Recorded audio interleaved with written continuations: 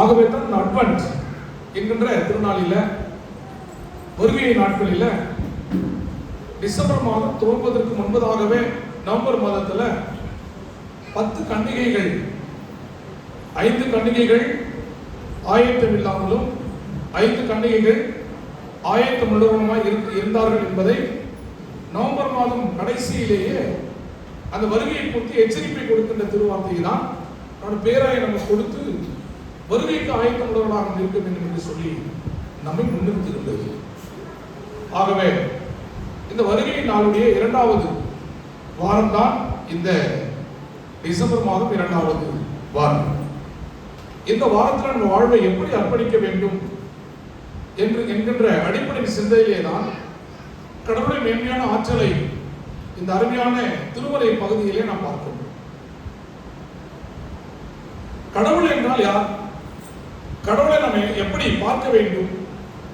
எந்த உறவிலே கடவுளோடு இணைந்திருக்க வேண்டும் என்பதை இன்றைக்கு கிராம மக்கள் அநேகர் அறிந்து கொள்ளாமல் இருக்கின்றார்கள். ஆகவே தான் திருச்சபையின் ஒழுங்குகளில ஆராதனை நடைமுறையை பயன்படுத்தி நேரத்தோடும் ஆயத்தத்தோடும் ஆண்டவரிலே அர்ப்பணிப்புள்ள பிள்ளைகளாக இருக்கவும் வேண்டும் என்பதற்காக தாழ்மையின் சிந்தையை தரித்து வாழ வேண்டும் என்பதற்காகத்தான் இந்த அட்வென்ட் திருநாளில் வருகை நாளில் 1வது வாரத்தில் அன்னை மரியாளுடைய இறைச்சியின் வழியாக நம்மை கடவுள் ஆயத்தம் செய்கின்றார். இந்த வருகையின் கொண்டாட்டத்தில் ஈடுபடுத்திக் கொள்கின்றவர்கள், அர்ப்பணிக்கின்றவர்கள், திருப்பணி செய்கின்றவர்கள் அன்னை மரியாள் உடைய உபதேசத்தை போல நாம் இருக்க வேண்டும் என்பதற்காகவே அரியணையில் உள்ளவர்களை கீழே தள்ளி தாழ்மையானவர்களை உயர்த்துகின்ற கடவுள்.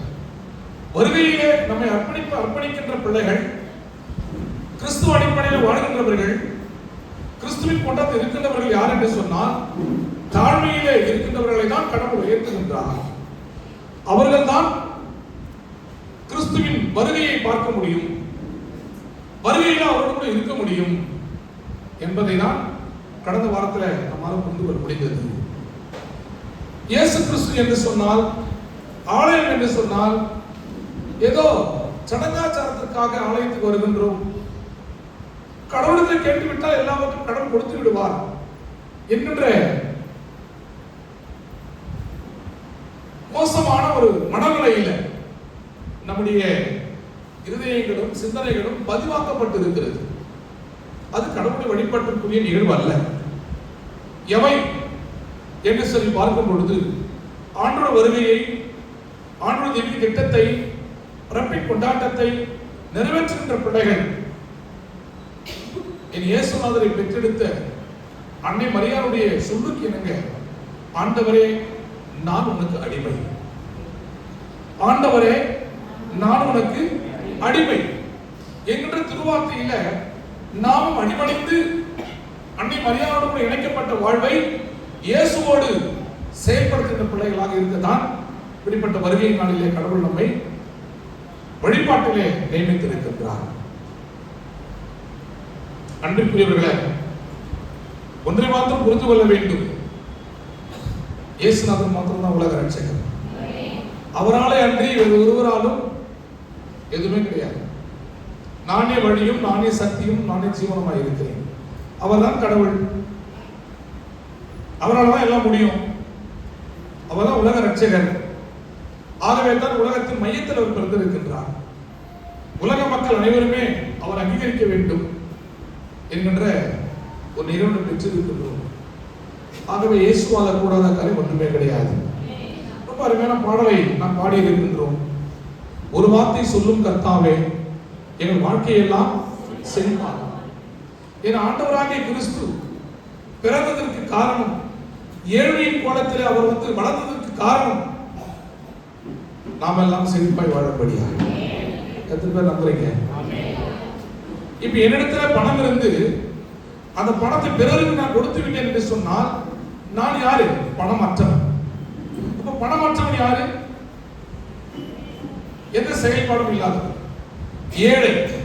அப்ப என்னுடைய அந்தஸ்து காரியங்களை யாருக்கு கொடுத்து விடுகின்றேன்? பிறருக்கு கொடுத்து விடுகின்றேன். பிறரை வாழ்விப்பதற்காக தன்னை அழித்துக் கொள்ளுகின்ற இந்த வாழ்வை வாழ்ந்தவர் தான் நம்முடைய ஆண்டவராக இயேசு கிறிஸ்து. இந்த வாழ்வை வாழ்ந்து காட்டினவர் தான் ஆண்டவராக இயேசு கிறிஸ்து. இந்த வாழ்க்கையில நலித்திருக்கின்ற பிள்ளைகளால் மாத்திரம்தான் கடவுளுக்கு பிரியமுள்ள பிள்ளைகளாக இருக்க முடியும். அதே பாடல் வரையில முதல் பாடலை பாடினோம், சத்திய வேதம் பக்தரின் கீதம். அதுல ரொம்ப அழகான ஒரு வரி வருகின்றது. சத்திய வேதம் எப்படிப்பட்டது? பேதைகளிடம் ஞானத்தை கொடுக்கின்ற வேதம். அடுத்த வார்த்தை என்ன சொல்றது?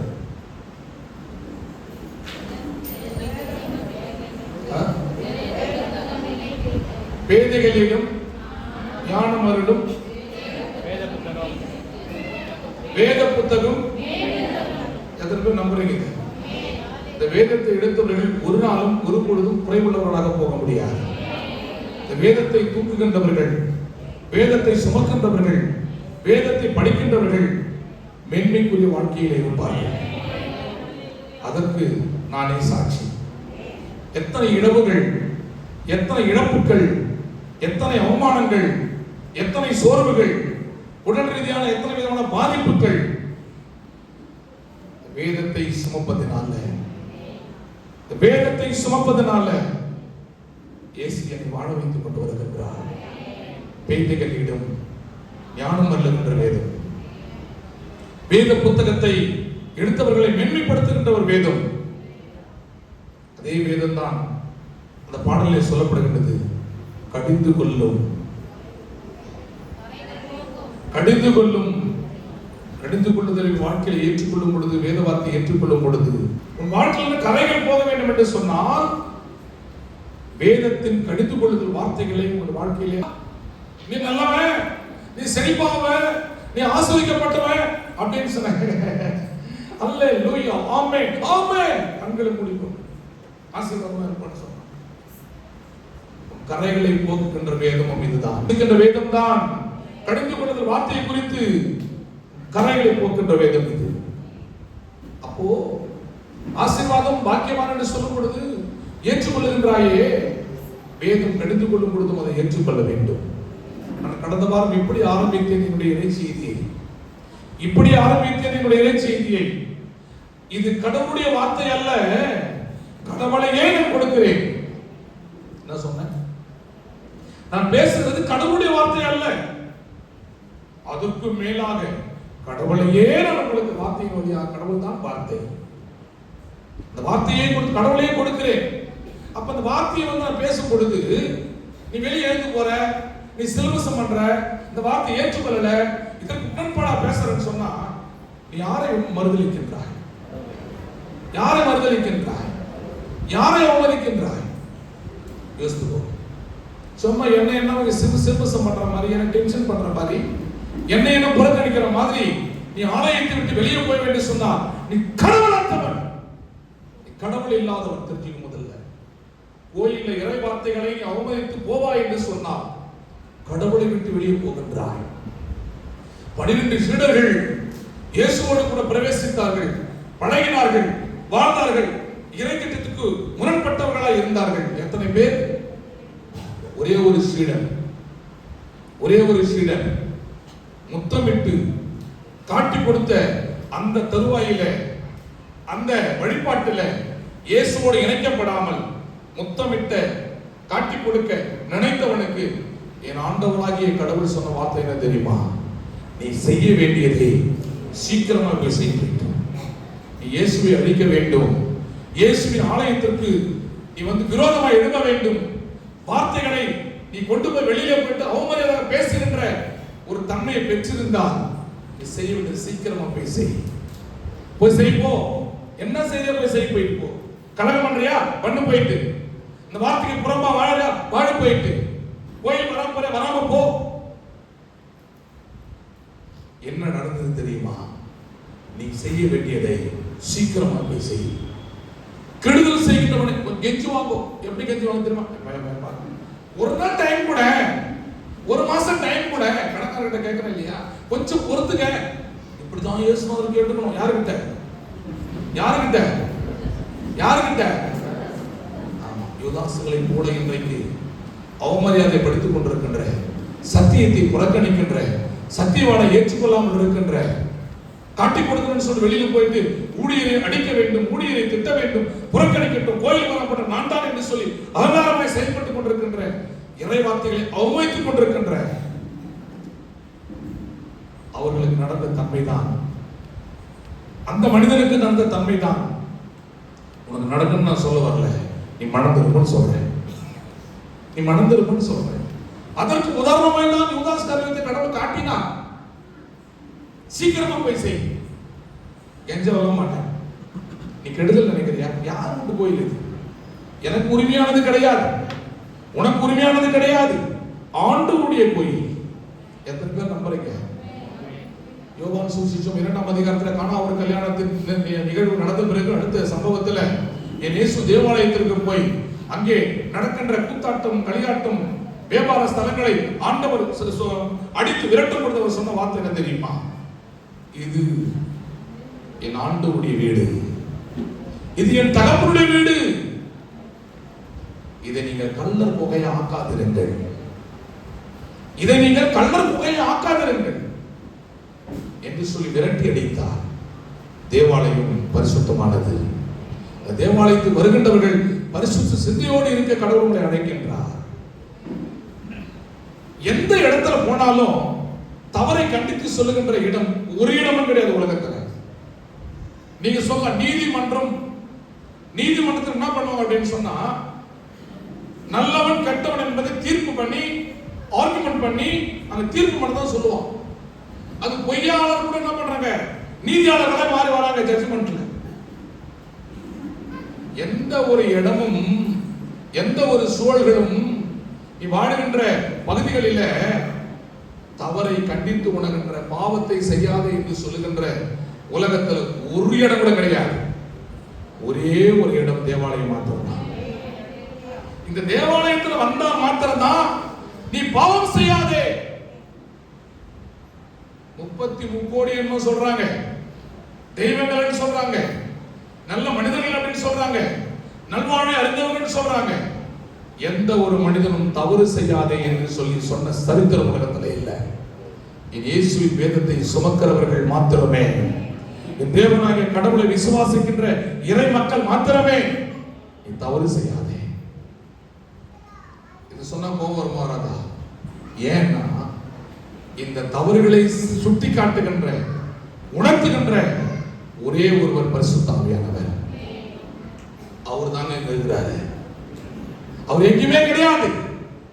எங்கே நீங்கள் கூடுகின்றீர்களோ, எங்கள் வழிபாட்டிலே கடவுளோடு இணைக்கப்படுகின்றீர்களோ, அங்கேதான் பரிசுத்த ஆவியானவர் இருக்கின்றார். அங்கேதான் பரிசுத்த ஆவியானவர். பரிசுத்த ஆவியானவர் உனக்குள்ள இருக்காரு என்று சொன்னா, நீ தவறு செய்யும் போது கண்டிப்பா தவறு என்பதை உணர்த்துவார். நல்லவர்கிட்ட பேசணும்னு சொன்னா உள்ளத்துல வந்து ஏவுவார். சத்தியவானோடு தொடர்பு இல்லைன்னு சொன்னா, ஐயோ இவரை விட்டு விட்டோமே என்கின்ற ஒரு ஆதங்கம் உனக்குள்ள எழும்பும். இந்த தூய ஆவியானவரை, நல்லவரை, உலகத்திலே ரட்சிக்க வந்த இயேசுவை, அற்புதங்களை செய்த இயேசுவை ஐயோ நான் காட்டி கொடுத்து விட்டேனே. எப்போ உணர்றான்? தப்பு பண்ணும்போது கிடையாது. தப்பு பண்ணிட்டு பிறகு மொத்தம் விட்டு காட்டி கொடுத்து விட்டு அப்புறமா என்ன பண்றான்னு சொன்னா, நான் நல்லவரை இப்படி சேர்த்தேன்னு சொல்றதுக்கு அப்புறம் வாழ்வு இல்லை நமக்கு. அதுக்கப்புறம் வாழ்வு இல்லை. பிளீஸ், ஆண்டவரோட வருகையின் நாள்ல இருக்கிற, கிறிஸ்து பிறப்பின் 2024ஆம் ஆண்டை கொண்டாட இருக்கிற, சும்மா அவமரியாதை பேசிக்கிட்டு சத்தியத்துக்கு உட்படாம கடவுளுடைய அன்பில் உணராம நீ வாழ்ந்துகிட்டு இருப்ப அப்படின்னு சொன்னா வாழ்க்கை மிக மிக மோசமாய் என்ன தெரியுமா பண்ணுவேன்? இப்படிப்பட்ட நல்ல போதகத்தை விட்டு விட்டேனே, நல்ல போதகரை விட்டு விட்டேனே, இறைவனின் வாழ்வை விட்டு விட்டேனே. எனக்கு எத்தனை சந்தர்ப்பங்கள் கொடுக்கப்பட்டது. வா, நோட்டீஸ்ல பேர் போட்டு அடைகிறாரே, நம்ம வரலனா கூட, நம்மளை ஏசனா கூட, பேசினா கூட திரும்பவும் போன் பண்ணி பேசுறாரு. எத்தனை கேவலப்படுத்துறோம் என்கின்ற மனசாட்சி நிமித்தமாக நல்லவரை நான் காட்டி கொடுத்து விட்டேன். இனிமேல் நான் வாழ தகுதியற்றவன் என்று நிலைக்கு மாறி போய்விடும் உன்னுடைய வாழ்க்கை. அதை தான் யூதாஸ் காரியோத்தை செய்தான். அதுக்கப்புறம் அவன் வாழல. அதுக்கப்புறம் வாழல. அவனோட மரணம் மிக மிக கொடூரமா இருந்தது. கொடூரமான மரணம். அவனே மரணத்தை தேடிக் கொள்ளுகின்றான். தூக்கிலிடப்படுகின்றான். தூக்கிலிடப்படுகிறது. அதற்கு முன்பதாக அவன் வாழ்வு என்னவோ தெரியுமா? வயிறு வெடித்து செத்தான் என்று சொல்லி இடத்திலே பார்க்கின்றோம். வயிறு வெடித்து செத்தான் என்று சொல்லி இடத்திலே பார்க்கின்றோம். இருக்கின்றோம். அட்வான்ஸ் கிறிஸ்துவின் வருகையை நாளிலே வாழ்ந்து கொண்டிருக்கின்ற அர்ப்பணித்திருக்கின்ற செயல்பாடு கிறிஸ்துவை போற்றி பாடுகின்ற அவருக்கு மாத்திரமே அடிமையாக நாம் சொல்றது புரியுதுங்களா? கடந்த வாரத்தில் யார் பிரசங்கத்தை பண்ண? மோசேயை பற்றி பண்ணாங்க இல்லையா? குழந்தை பிரசங்கத்தை. அவர் அடிமைத்தனத்திலிருந்து இருந்த இஸ்ரேல் மக்களை விடுதலையின் வாழ்வை கொடுத்து வழிநடத்தினார். எதற்காக தெரியுமா? இயேசுவுக்கு நான் அடிமை. வேலைக்காரன் கூலிக்கு பாத்திரமானாக இருக்கிறான். வேலைக்காரன் கூலிக்கு பாத்திரமானாக இருக்கிறான். 8 hours workers அப்படின்னு சொன்னா 8 மணி நேரம். அதுக்கப்புறம் 1 நிமிஷம் பண்ண டைம் ஆயிடுச்சுங்க. கூலி அது வரைக்கும். அதுக்கு மேல சில ஓட்டி கூட்டி அப்புறம் வேற என்ன கொடுக்குறாங்க? அடிமை என்பவன் அப்படி அல்ல. அடிமை என்பவன் அப்படி அல்ல. எந்த நேரத்திலும் அழைத்தாலும் போக வேண்டும். எந்த சமயத்திலே அழைத்தாலும் போக வேண்டும். அவன் தான் அடிமை. ஆகவே அன்னை மரியாள் புனிதமான ஒரு தாய், புனிதமான ஒரு பெண்மணி. உலகத்திலேயே இறைவன் இந்த உலகத்தில் வருவதற்கு கருவியாக செயல்பட்டவள் தான் அன்னை மரியாள். அந்த மரியாள் சொல்ற வார்த்தை தான், ஆண்டவரே நான் நமக்கு அடிமைப்பா. யோசித்து பாருங்க, கடவுளையே கொடுக்கின்ற ஒரு கருவியாய் செயல்பட்ட மரியாளே நான் உனக்கு அடிமை என்று சொல்லும் பொழுது, அந்த கொடுக்கப்பட்ட கடவுளை வணக்கம் செய்கின்ற நீயே நானும் எத்தனை அடிமைகளாக இருக்க வேண்டும்? அதான் வாழ்க்கை. அதனால தான் ஊழிய திருப்பணியில் என்னை முழுமையாக அர்ப்பணிச்சிருக்கிறேன். எத்தனை ஏச்சிக்கல் பேச்சுக்கள், என்ன கஷ்டம் என்ன நஷ்டம் வந்தா கூட ஆண்டவரே நான் உங்க அடிமை. ஒரே ஒரு பைசா இது வரைக்கும் நான் ஊழியத்தில் வந்து எதிர்பார்த்து கிடையாதுங்க. இரவும் பகலும் எந்த நேரம் உழைக்கிறேன். சும்மா வந்துட்டு டிஃபன் வாங்கி கொடு, வந்துட்டு டீ வாங்கி கொடு. எவ்வளவு நேரம் ஆச்சு டீ வாங்கி தரல? ஏய் நீ என்ன அடிப்படா கோயில்ல இயேசுநாதருக்கு அவர் கொடுக்கும் போது சாப்பிடணும். நம்ம கோயில் துட்ட சாப்பிடக்கூடாது. தெரிஞ்சுக்கும் போது இல்ல மூப்பனாராரு, பிசி நம்பராரு, ஊழியராரு கடவுளுடைய வேலையை செய்ய வந்திருக்கிறோம். இதுல வந்து எதிர்பார்ப்பு இருக்க கூடாது. இதை செய்தோம்னா வரும், எதிர்பார்ப்பு இருக்க கூடாது. எந்த எதிர்பார்ப்போடு வர? எந்த எதிர்பார்ப்பு? நோட்டீஸ் அடிச்சு பண்ணா 1500 நோட்டீஸ் கொடுத்து 1800 வர இடத்துல நீ எதுக்கு வர? மளிகை சாமான் போனா 3000 ரூபாய் கொடுத்து 4000 எழுத வர இடத்துல. இப்படிதான் கோயில்கள் இன்றைக்கு கள்ளர் குகைகளாக ஆக்கப்பட்டிருக்கின்றது. ஊழியத்தில் வருவாயோ, ஊழியத்தில் பெருக்கத்தையோ, ஊழியத்தில் எதையும் எதிர்பார்க்க கூடாது. அவரை மாத்திரம் எதிர்பார்த்து செய்வேன். அவர் நம்மை மகிமைப்படுத்துவார், அவர் நம்மை வழிநடத்துவார். அவரே உலக ரட்சகர், அவரே நமக்காக பிறந்திருக்கிறார். இந்த அர்ப்பணிப்பில் இருங்கன்னா இங்க வந்து கோயில் என்னென்ன பண்ணிக்கணும், இஷ்டமா வாழ்ந்துக்கணும், இஷ்டமா பேசிக்கணும், உன்னை துதி செலுத்த வர மயிலுங்க. இயேசுவை மையப்படுத்த வரேன். எத்தனை பேர் இந்த வார்த்தையை வந்து அங்கீகரிக்கிறீங்க? இதுதான் நான் சொல்றேன். 3ஆவது வருஷம் வந்துட்டேன். இது சொன்ன நேரா வந்து யாரு வந்து என் குரு அவங்க நேரா போனோம். உனதான் சொன்னாரு. உன்னை என்ன பண்ணுவேன்? நீ எதுவாக நான் திரும்ப திரும்ப சொல்ற காரணம், இது தாழ்மை கோலத்தை அவதரித்த இயேசுவுக்கு அடிமையாய் வாழ்கின்ற வழிபடுகின்ற ஒரு இடம். இது உன் செருப்பை கழட்டும் பொழுதே நீ எல்லாவற்றையும் கழட்டி வெளியே விட்டு வான்னு நான் சொல்றேன். இது எதை குறிக்கிறது? ஒருமனப்பாட்டை குறிக்கிறது, ஒன்னசை குறிக்கிறது. இதுதான் நான் சொல்றேன். இங்க வந்து என் வீட்டுக்காரர் பேசுறாரு அப்படின்னு ஒருத்தர் மனசு அப்படியே போகுது. என் மனைவி தான் பேசுறாரு அப்படின்னு இவரு மனசு ஒரு மாதிரி போயிடுது. என் பிள்ளைய இங்க வந்துட்டா மொத்த சகோதர சகோதரிகள், இங்க வந்துட்டா எல்லாரும் யாரு? இயேசுவுக்கு உறவினர்கள். நம்ம எல்லாரும் உங்க உறவுகள் எல்லாம் சாகடிக்கப்பட வேண்டும், சுயநலம் புறக்கணிக்கப்பட வேண்டும். சுயநலத்தோடு இருக்கின்ற தேவாலயம் கிடையாது. எத்தனை பேர் நம்புறீங்க? இனி பிரச்சனை பண்ணக்கூடாது. முடிவு பண்ணி ஐயர்கிட்ட நேற்று இருந்து கெஞ்சாரு, ஐயா தயவு செய்து நீங்க வாங்க, இதெல்லாம் அடிஷனலா பேசக்கூடாது யோசிக்கிறேன், வாங்க பிரசங்கம் பண்ணுங்க, இல்ல வேற யாரும் அனுப்புங்க, இல்ல வேற கோயிலுக்கு நான் போறேன் அப்படின்ட்டு நேற்று கேட்கறேன், காலைல கேட்கறேன், மறுபடியும் இன்னைக்கு காலைல கேட்கறேன். இல்ல நீங்க தான் நான் தான் சொல்லிட்டேனே, உனக்கு மூஞ்சி லட்சம் போற வரைக்கும் நீ பிரசங்கம் பண்ண நிறுத்துறேன். இந்த மாநாடு நீ என் மக்கள் நான் பேசுறேன் 8 மணி வரைக்கும் எதிர்பார்த்த வெளியே போனேன்னு சொல்றேன். பிரசங்கம் பண்ணணும், எடுத்து டாபிக் வேற மட்டும் வேற பேசிட்டு எதுவுமே நடக்குதுன்றா. இங்கே நான் நின்று பேசுகின்ற வார்த்தை அனைத்தும் அவருடைய வார்த்தைகள், அவருடைய வார்த்தைகள், அவருடைய வார்த்தைகள். எத்தனை பேர் நம்புறீங்க? இந்த நம்பர் உங்க கோயில் வாங்க, கரெக்டா டைம் வாங்க. புரியுதுங்களா? இது இயேசுவின் வார்த்தை. ஆனந்த் சொல்ற மாதிரி சிலுவை பார்த்து வராத, வார்த்தையை பார்த்து வா. சிலுவை வணக்கத்திற்குரியதல்ல, அதை பார்க்கணும், அவள் தான் வணங்காத. நான் சொல்றது புரிஞ்சுக்கோ. அதாவது அதை பார்த்து இறைவனை தான் நம்முடைய சிந்தைகள் பார்க்க வேண்டும். சிலுவை வணக்கத்திற்குரியதல்ல, அது ஒரு கொலைக்கருவி. அது ஒரு அடையாளமாக்கப்பட்டது. இயேசு ஏற்றின பிறகு அத்த தொங்கோட்டு பண்ணி சிலுவை பார்த்துங்கிறான். வார்த்தை தான் உன் விடுதலையாக்கும், வார்த்தை தான் உன் விடுதலையாக்கும். இப்படி எல்லாம் பேசினா நேரம் ஆகுது. ஒழுக்கம் வேணுங்க. திருச்சபையில ஒழுக்கம். நான் இப்படிதான், நான் பெண்டிகாஸ்ட் பிரசங்கார போயிருந்தேன்னா என்னை விட டாப் யாருமே கிடையாது. அவ்வளோ டாப்பாக போயிட்டு இருக்கேன். எனக்கு ஒருத்தர் கூப்பிட்றோம், 5 சர்ச்சுன்ற ஆகிருது எனக்கு அப்படின்னு. 5 சர்ச்சுக்கு பார்த்துக்கிறோம். அவரு எப்படி இருக்கு?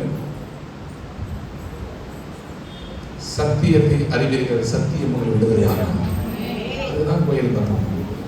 கல்யாணத்துக்காக, பொறாமைகளுக்காக நீ பெரியவனா நான் பெரியவனா காட்டுறதுலாம் கோயில் கிடையாதுங்க. இயேசு தாங்க பெரியவர், இயேசு தாங்க பெரியவர். எத்தனை பேர் நீங்க நம்புறீங்க இயேசு தான் பெரியவர் அப்படின்னு சொல்லுங்க? எத்தனை பேர் நம்புறீங்க இயேசு தான் பெரியவர்னு சொல்லுங்க? அல்லேலூயா. இயேசு பெரியவர் அப்படின்னு சொல்றவங்க என்னோட கூட இணைக்கப்பட்ட பிள்ளைகளாய் நீங்கள் இணைந்து, நான் இன்னும் கத்துக்கலாம் அந்த பாட்டை, இருந்தாலும் இயேசு பெரியவர் அப்படின்றதுனால அந்த பாடல் நினைவுக்கு வருவதனால இவற்றை நான் பாடுகின்றேன். உம்மை அன்றி யார் வருவார் எனக்கு உதவிடவே. எத்தனை பேர் நம்புறீங்க வார்த்தைய? அவர் தாங்க, அவர் தாங்க, அவர் தாங்க. அவராலே அன்றி ரட்சிப்பு கிடையாது, உண்மை அன்றி எனக்கு வாழ்வு கிடையாது அப்படின்னு நினைக்கிறேன். என் கூட அப்படியே நீங்க எல்லாம் வந்து செயல்படுங்க. சிந்தனை எல்லாம் என்கிட்ட கொடுத்துருங்க. ஆண்டவருக்கு நேரம் எப்பா தப்பா பண்ண மன்னிச்சுக்கோ. நான் இப்பதான் பாடலே கத்துக்கிறேன்.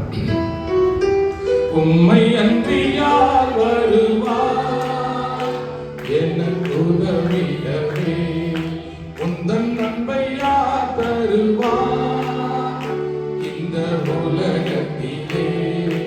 உம்மை அன்றி யார் வருவார் எனக்கு உதவிடவே, உந்தன் அன்பை யார் தருவார் இந்த உலகத்திலே. அன்பின் போது நீங்கள் படைக்கிறமே.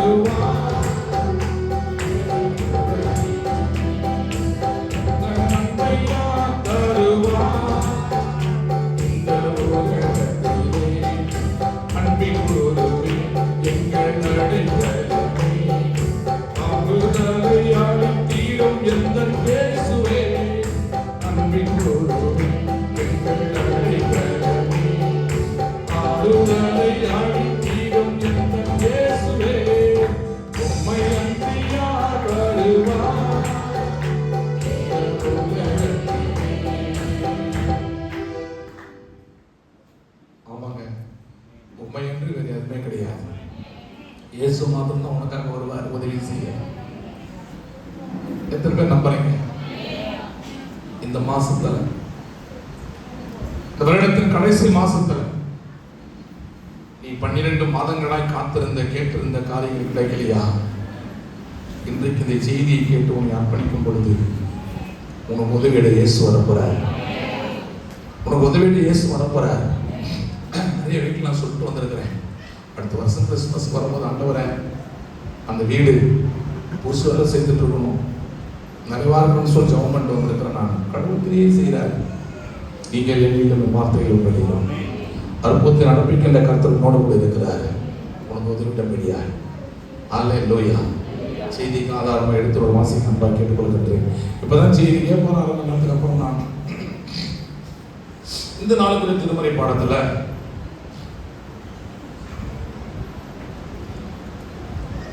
எதில் தேடிக்கலாம் பிரசனத்தை ஏன்டா அணுகவே மாட்டாரு பண்றீங்களா?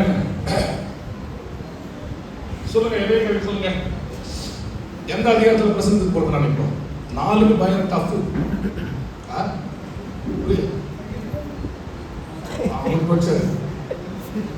ஏன்னா சங்கீதம் எழுதே கிடையாது. சங்கீதம் போனேன் எப்பனா சங்கீதம் வந்து பிரசனம் எடுத்துக்கிறேன். அதனால தான் சொல்ல சங்கீதம் எடுக்கப்படுது. 1 ராஜாக்கள் புஸ்தகம் 19ஆம் அதிகாரம் 21ஆவது வசனத்தை கடைசி பகுதியை, அவன் எழுந்து எலியாவுக்கு பின் சென்று அவனுக்கு ஊழியம் செய்தான். தலைப்பு என்ன? இறைவார்த்தை ஊக்கப்படுத்த இறை தூண்டல் பெற்று. இறைவார்த்தை ஊக்கப்படுத்த இறை தூண்டல் பெற்று அப்படின்னா என்ன? அப்படின்னா கடவுளுடைய வார்த்தை பேசுறேன் பாத்தீங்களா, அந்த வார்த்தை உங்களை ஊக்கப்படுத்தி இறைவேண்டல்ல ஜபத்தை வந்து அமர செய்கின்றது. நான் சொல்றது புரியுதோ? கடவுளுடைய வார்த்தை என்ன பண்ணுதா? உங்களை ஊக்கப்படுத்தி இறைவேண்டல் செய்வதற்கு தூண்டுதல் பெறுகின்ற ஒரு வாய்ப்பை கொடுக்கின்றது. யார் ஜெபம் பண்ணுவாங்க? கர்த்தருடைய வார்த்தை கேட்டிருக்கோம். எப்படி ஜெபம் பண்ணீங்க? பிரசங்கம் நான் பண்றேன், இந்த வார்த்தையை கேட்டு எப்படி போய் ஜபத்துல நீங்க நினைச்சிருக்க முடியும்? யார் ஜெபம் பண்றது? சொல்லிட்டு யார் ஜெபம் பண்றது தெரியுமா? அந்த வார்த்தையை கேட்டு என் வார்த்தை யாரெல்லாம் ஏற்றுக்கலையோ, என்னை யாரெல்லாம் புறக்கணிக்கிறாங்களோ அவங்க தான் பிரசனத்து கிட்ட ஜெபம் பண்ணிக்கிறாங்க. வீட்டில் எப்படி பண்ணுவாங்கன்னு எதிர்பார்க்க நீ? ஆண்டவரே, நான் மன கஷ்டத்தோட ஏதோ வருஷத்துல 2 முறை கோயிலுக்கு போறோம், நான் அந்த ஆளு பேச தாங்க முடியல, நீ தான் அந்த ஆளை பார்த்துக்கணும். இந்த ஜெபம் வீட்டுல வந்துடுது. யாருன்னா ஒருத்தர், ஆண்டவரே இந்த ஊழியரையா அவன் தொண்டை சரியில்லா கூட, அவன் நெஞ்செலும்பு முடிஞ்சா கூட அவன் கத்துவ கத்திக்கிறான். யாருக்காக கத்துறான்? எங்க வாழ்வை மாத்தான் கத்துறான், எங்க வாழ்வை செழிப்பாக தான் கத்துறான், நாங்கள் தப்பு பண்ண நல்ல வேலைகள் தான் கத்துறான். அவர் ஆசீர்வதிக்கப்பா. எத்தனை பேர் எங்க மல்லிகம்மா தூக்குது, வாழ்க, உங்க மகளுடைய திருமணம் வாழ்க, நல்லா இருக்குமா மல்லிகா. மல்லிகா வந்து அதிகமா என்கிட்ட தொடர்பே கிடையாது. ஆக்சுவலா சர்ச் ஆக்டிவிஸ்ட்ல ஃபர்ஸ்ட் கழிப்பு. இப்ப யார் என்ன நேசிக்கிறாங்க தெரிந்தா உனக்கு? தூரம் யார் இருக்கிறாங்களோ அவங்க தான் நேசிக்கிறாங்க. கிட்ட உட்காந்து பாரு, மொத்தமே கேட்டுக்குது. யார் விரோதம் அவங்களுக்கு சொல்லிக்குது. எப்படி ஜெபிக்கிறது? மன்னத்தையா ஒரு ஐயா பிரசங்கத்துக்கு அவர் சொன்னார், எல்லா பட்டியலும் ஜபத்திலையா கட்சியா முடிக்கும் போது என் ஊழியரை ஆசீர்வதி மாமே, நம்ம ஜெபம் பண்றேன் எனக்காக பண்றேன் சொல்லிட்டாங்க. கட்சியில் ஒரு வார்த்தையை ஜெபம் எப்படி கட்சியா ஒரு வார்த்தை சொல்லி பண்ணிடுறாங்க. ஊழியரை விடுங்க ஜெபம் பண்ண, மற்றதெல்லாம் பட்டியல். இறைவார்த்தை கேட்கின்றவர்கள் நீங்கள் அதுக்கு அடுத்து நீங்க என்ன செய்யணும் அப்படின்னு சொன்னா, ஜபத்துல அந்த இறைவார்த்தை கொண்டு போயிட்டு செயல்படுத்தணும். ஜெபம் பண்ணணும். ஆண்டவரே, இந்த வார்த்தையை ஊழியர் பேசியிருக்கிறாரு, திருச்சபையில் சொல்லியிருக்கிறாங்க, இறை வார்த்தை அப்படின்னு கொடுக்குறோம் பாத்தீங்களா? என்னது இப்ப ஹைலைட் வார்த்தை வாக்குத்தத்த கார்டு கொடுக்குறோம் பாத்தீங்களா? இதை வச்சு ஜெபம் பண்ணணும். எத்தனை பேருக்கு அனுபவம் இருக்கு? வருஷத்துல ஃபர்ஸ்ட் நாள் கொடுக்குறோம் பாத்தீங்களா வாக்குத்தத்த கார்டு? எத்தனை பேருக்கு இந்த கையை வச்சு ஆண்டவரே உன்னை வாழாக்காம உன்னை தலையாக்குவேன் அப்படின்னு சொல்லி எனக்கு கொடுத்துக்கிறீங்களே, கையை வச்சு இந்த வசனத்தின் பிரகாரமா என்னை ஆசீர்வதிங்கப்பா. எத்தனை பேர் ஜெபம் பண்ணிக்கலாம்னு சொல்லிக்கிறிய நடத்துகிறாரா? Very good. நீ அதை வந்து விசுவாசி. அந்த வசனத்து மேல கையை வச்ச ஆண்டவரை அது அந்த ஆண்டு கிடையாது, உங்களுடைய வார்த்தைப்பா. நடத்துங்கப்பா, என்னை நடத்துங்கப்பா. கேட்டு பாரு. அதுதான் இறை வார்த்தையை கேட்டு நீ வந்து ஊக்கமளிக்கின்ற வாழ்வை பெற்று இறைவேண்டிலே அமருகின்ற ஒரு வாழ்க்கை. நான் சொல்றது புரியுதா? என்ன பண்ணணும்? மத்தியத்துனா கூட சரி, நேரா போயிட்டு முட்டி போட்டு வீட்டுல ஆண்டவரே இருந்தாலும் என்னை புரிந்து கொள்ளவில்லை, தாங்கள் செய்கிறது என்னது அறியாமல் அவர் பேசுகிறீங்க, அவரை மன்னியும் மாட்டது அப்படின்னு சொல்லிட்டு பாரு, நீ நல்லா இருக்க. நான் சொல்றது புரியுதுங்களா? விரோதிகளுக்காக நீ ஜெபிப்பதன் மூலமா என்ன வருமானம் தெரியுமா?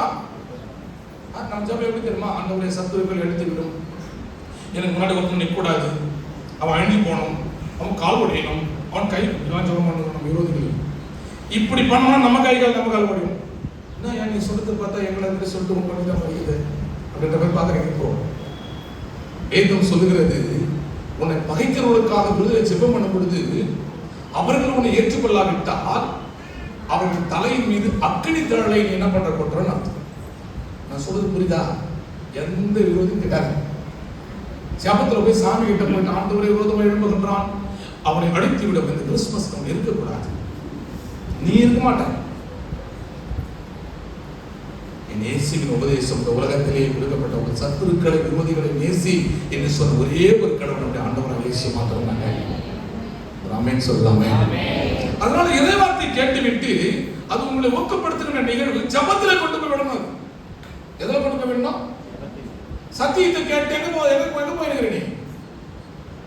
எங்க போயிருக்கிற? பிரசங்கத்தை கேட்டு எங்க போற? நான் யாரு பேரும் சொல்ல மாட்டேன்.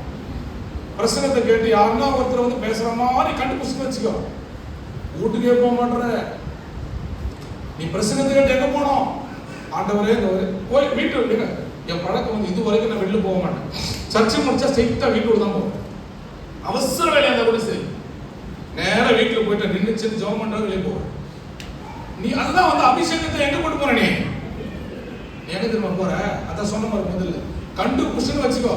யார் பத்தின பேசுறாரு மாதிரி சொல்லிட்டு வந்து வச்சுக்கோ.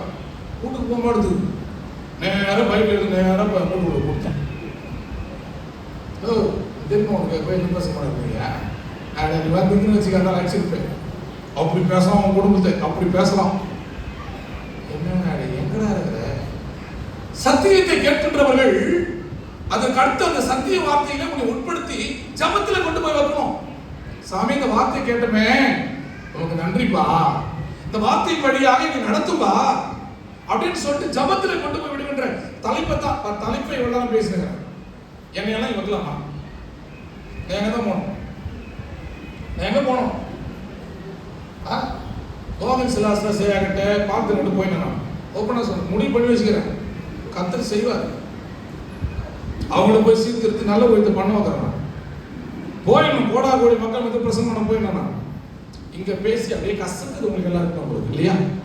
இந்த தலைப்பை எல்லாம் பேசிட்டு அப்ப இறைவார்த்தை கேட்கின்றவர்கள் நீங்கள் போகின்ற அடுத்த பாதை வீட்டில் போயிட்டு ஆண்டவரை இந்த இறைவார்த்தை கேட்டு வந்துக்கிறப்பா, இந்த வாரம் முழுவதும் எனக்கு ஆசீர்வாதத்தை கொடுங்கப்பா, அதுல சொன்ன இறைவார்த்தைகள் எல்லாம் இந்த வாழ்க்கையில பழிக்கிட்டப்பா அப்படின்னு வீட்டுல ஜெபம் மட்டும் சோத்துல கையை வை.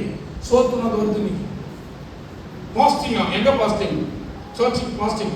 நேரா போயிட்டு எட்டு கறி முதல் இட்லியில கையை ஊற்றி போயிட்டு சபத்தை ஜெபம் பண்ணு, வீட்டுல போயிட்டு ஜெபம் பண்ணு. அல்லேலூயா. ஜெபிக்க கற்றுக்கொள். வாழ்க்கை ஜெபிக்க கற்றுக்கொள். அதுதான் இறை வார்த்தையினால் அவனை தேர்ச்சுகின்றது. அவன் எழுந்து எலியாவுக்கு பின் சென்று அவனுக்கு ஊழியம் செய்தான். எலியா என்பவர் யார்? எலிசா என்பவர் யார்? கேள்வி கேட்க வந்த பிரசனத்தை பண்ணிட்டு போ. எலியா என்பவர் கடவுளுடைய அர்ப்பணிப்பில கடவுளால் தெரிவு செய்யப்பட்ட ஒரு முழுமையான அர்ப்பணிப்பான ஒரு தீர்க்கதரிசி. எலியா யாரு? பயங்கரமான ஒரு தீர்க்கதரிசி. எலியா ஜெபம் பண்றாரு. இது வந்து நம்ம வெளிப்படுத்தல வரும். ஆண்டவரே மழை வேணும். கரெக்டா நான் சொல்றது அவர் தானே?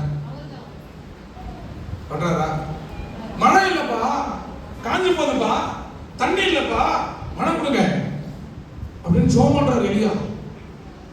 அவர் ஜெபித்த உடனேயே மழைக்காக ஏங்கின உள்ளங்கள் எல்லாம் மகிழ்கின்ற அளவுக்கு கடவுள் பூர்ணமான மழையை கொடுக்கிறார்.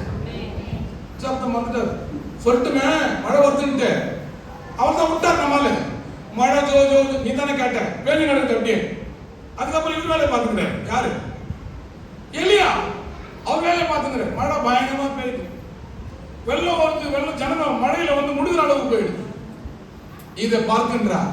ஆண்டவரே, நான் தான் கேட்டேன் உங்கள்கிட்ட மழையை இப்படியா கொடுப்பனே, தயவு செய்து நிறுத்துங்கப்பா. 6 மாதம் பெய்த மழையை எந்த எலியா கேட்டாரோ அதே எலியா ஜெபம் பண்றாரு, மழைன்னு போயிடுது. அப்படிப்பட்ட வலிமை வாய்ந்த ஒரு தீர்க்கதரிசி, ஒரு இறையாளர் தான் எலியா. இப்படிப்பட்ட எலியாவுக்கே ஒரு கொடுமையான நிகழ்வு ஏற்படுகின்றது. இந்த எலியாவின் திருப்பணியை செய்வதற்கு தான் எலிசாவை கடவுள் தெரிவு செய்கின்றார். இந்த இடத்துல வந்து எலிசா வந்து அடுத்த ஊழியத்தை செய்யறாரு. செய்யப்படுது என்ன நடக்கல அப்படின்னு சொன்னா, இறைவனுக்கு ஊழியம் செய்தது போல இங்கே இந்த வசனம் குறிப்பிடவில்லை. எலிசாவை தெரிவு செய்யறாரு ஊழியத்துக்கு. நான் சொல்றது புரியுதா? எலிசாவை எலியா ஊழியம் செய்ய தெரிவு செய்யறாரு. ஆனா அந்த வசனம் சொல்லுகின்றது, வாசிக்கிற வசனத்தை, நம்ம எலியாவுக்கு பின் சென்று அவனுக்கு ஊழியம் செய்தார். அப்படின்னா என்ன அர்த்தம் சொல்லு பார்த்தா? ஏசுநாதர் கடவுளுக்கு ஊழியம் செய்தார், எலியாவுக்கு ஊழியம் செய்தார். நன்றாக புரிந்து கொள்ள வேண்டும். ஆண்டவராகிய கடவுள் இறையாளரோடு இணைந்திருக்கின்றார். பிதாவானவர் சொல்லுகின்றார், ஒருவன் எனக்கு ஊழியம் செய்வானானால், இயேசுவானவர் சொல்லுகின்றார், ஒருவன் எனக்கு ஊழியம் செய்வானானால் என் பிதாவானவர் அவனை கனம் பண்ணுவார். எத்தனை பேர் நம்புறீங்க? அப்போ ஜனரட்சிவே பிதா கிட்ட கிடையாது. நல்லா தெரிஞ்சுங்க, உலகத்தை உருவாக்கினவர் பிதா. அவர் தான் கடவுள், அவர்தான் எல்லாமே. அவர் திருத்துவத்தின் அடிப்படையில் 3 நிலைகளில் வெளிப்படுகின்றார். ஏன்னா உன்னுடைய ஒழுக்கத்தை வந்து காட்டுறாரு. நீ எங்க இருக்கிற பிரசங்கத்தில் எங்க இருக்கிற காட்டுறத ஒழுக்கத்தின் ரீதியாக 3 நிலைகளை கடவுள் வெளிப்படுகின்றார். அப்ப அந்த 3 நிலைகளை ஏன் வெளிப்படுத்தாருன்னு சொன்னா, ஸ்டெப் பை ஸ்டெப்பா நம்ம வாழ்க்கை போனோம். நான் சொல்றது புரியுதோ? இந்த ஸ்டெப் பண்ணும்போது ஞாபகம், படி வைக்கிற மத்திய வீட்டுல வாஸ்து பார்த்து வைக்கிறாங்க. நீ எந்த வீட்டுக்குன்னா போய் பாருங்க, ரொம்ப ஷார்ட்டான 3 படி வைப்பான், அது மாதிரி வைக்க மாட்டான். அந்த மாதிரி உன்னுடைய படி, உன்னுடைய கால்கள் எங்கே நிற்கின்றது என்பதை காட்டுவதற்காகத்தான் அனுப்பப்பட்ட இயேசுவுக்கு நீ வந்து அர்ப்பணிக்கப்பட வேண்டும். அனுப்பப்பட்ட இயேசுவை ஏற்றுக்கொள்ள வேண்டும். இவரை ஏற்றுக்கொள்ளாம என்ன பண்ண முடியாது? டைரக்டா எங்க போக முடியாது. அவர்தான் சொல்ற, நானே வழியும், நானே சத்தியமும், நானே ஜீவனுமா இருக்கிறேன். அவராலே அன்றி பிதாவுக்கு யாரும் செல்ல முடியாது. ஆகவே தான் இங்கே எலியாவின் மூலமாக தெரிவு செய்யப்பட்ட எலிசாவை எலியாவுக்கு ஊழியம் செய்தான். இப்ப நம்ம எல்லாம் ஒரு அக்ரிமெண்ட் போட்டுக்கலாம். இப்போ எத்தனை பேர் ஏற்றுப்பீங்கன்னு தெரியல. இப்ப நான் நிறைய பேருக்கு வந்து எலிசா உருவாக்கிறேன். இப்ப நான் வந்து நீங்க சொல்ல மாட்டீங்க எனக்கு எலியான்னு. எலியா தான் பெரிய ஊழியர், அவர் தான் கடவுளால் ஏற்படுத்தப்பட்டார் அப்படின்னு நினைச்சீங்கன்னா, நான் இப்ப கருத்துல இப்ப யாரு? எலிசா யாரு? நான் எலியானா எலிசா யாரு? உங்களை கொண்டு நான் தரமட்டமா ஆக்கல, உயர்த்துறேன். இப்ப நான் எலியா என்றால் எலிசா யாரு? நான் செய்தார். எலியா சொல்ற எலிசா செய்தார். எத்தனை பேர் செய்யறது? முரண்பாடா தான் இருக்கிற. இப்ப நான் சொல்றேன், யார் தெரியுமா எலிசா? சரி, இப்படி நான் சொன்னா உங்களுக்கு நல்லா புரிய முடியும். என்னத்துக்கு என்ன வச்சுக்கிட்டு நான் சரி இப்படியே புரியுற மாதிரி சொல்றேன். நான் எலியா, எலிசா என்பவன் யாரு அப்படின்னு சொன்னா, எனக்கு கொடுக்கப்பட்ட பொறுப்பாளர். இவருடைய ஊழியத்தை செய்வதற்காகத்தான் அவரை தெரிவு செய்கின்றார். நல்லா தெரிஞ்சுக்கோ. என்னால் அனுப்பப்பட்ட இயேசுவை ஏற்றுக்கொள், என்னால் அனுப்பப்பட்ட மோசையை ஏற்றுக்கொள், என்னால் அனுப்பப்பட்ட யோசுவாவை தெரிந்து ஏற்றுக்கொள், வார்த்தையை ஏற்றுக்கொள். அப்ப எலிசா என்பவர் போனாரு.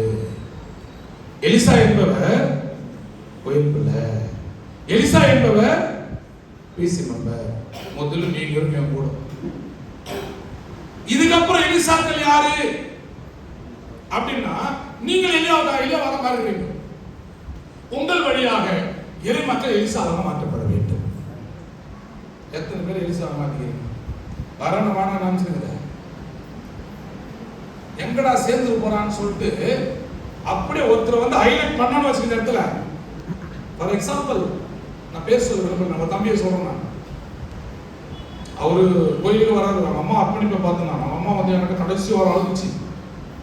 3 பிள்ளைகள்ப்பா, கர்த்தருடைய ஊழியத்தை செய்யணுமா, கடவுளை பார்க்கணுமா, சத்தியமா சொல்றேன், புல்பீட்ல இருந்து சொல்றேன்.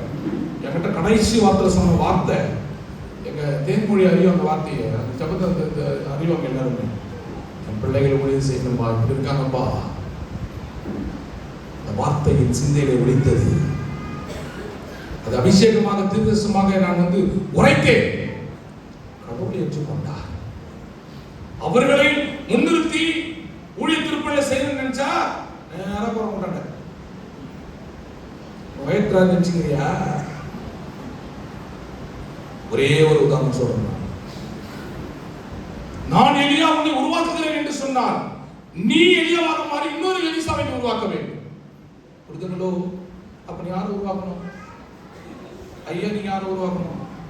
நான் எலியா விட்டுறேன். நீ ஏத்துக்க மாட்டேன். எலியாவா பெரியாரா ஏத்து. நீயே பெரியாரா இருக்கு. வயசுல எலியா நீ யாரை உருவாக்க வேண்டும்? எலிசாவா? எலிசா தான். யாரை எலிசாவாக உருவாக்க வேண்டும்? அதெல்லாம் போவாத. கெட்டு நீ போன நிறைய மக்கள் அதுல மட்டும் உருவாக்கு. அப்பதான் பார்க்க அது கூடயே போய்க்கிறேன். என் கூட இருக்கிறவங்க என்ன பண்றான்? அடிச்சு உதச்சு போயிருப்பா. டைமுப்பா. சொல்றனா இல்லையா? சொல்றனா இல்லையா? சொல்றனா இல்லையா?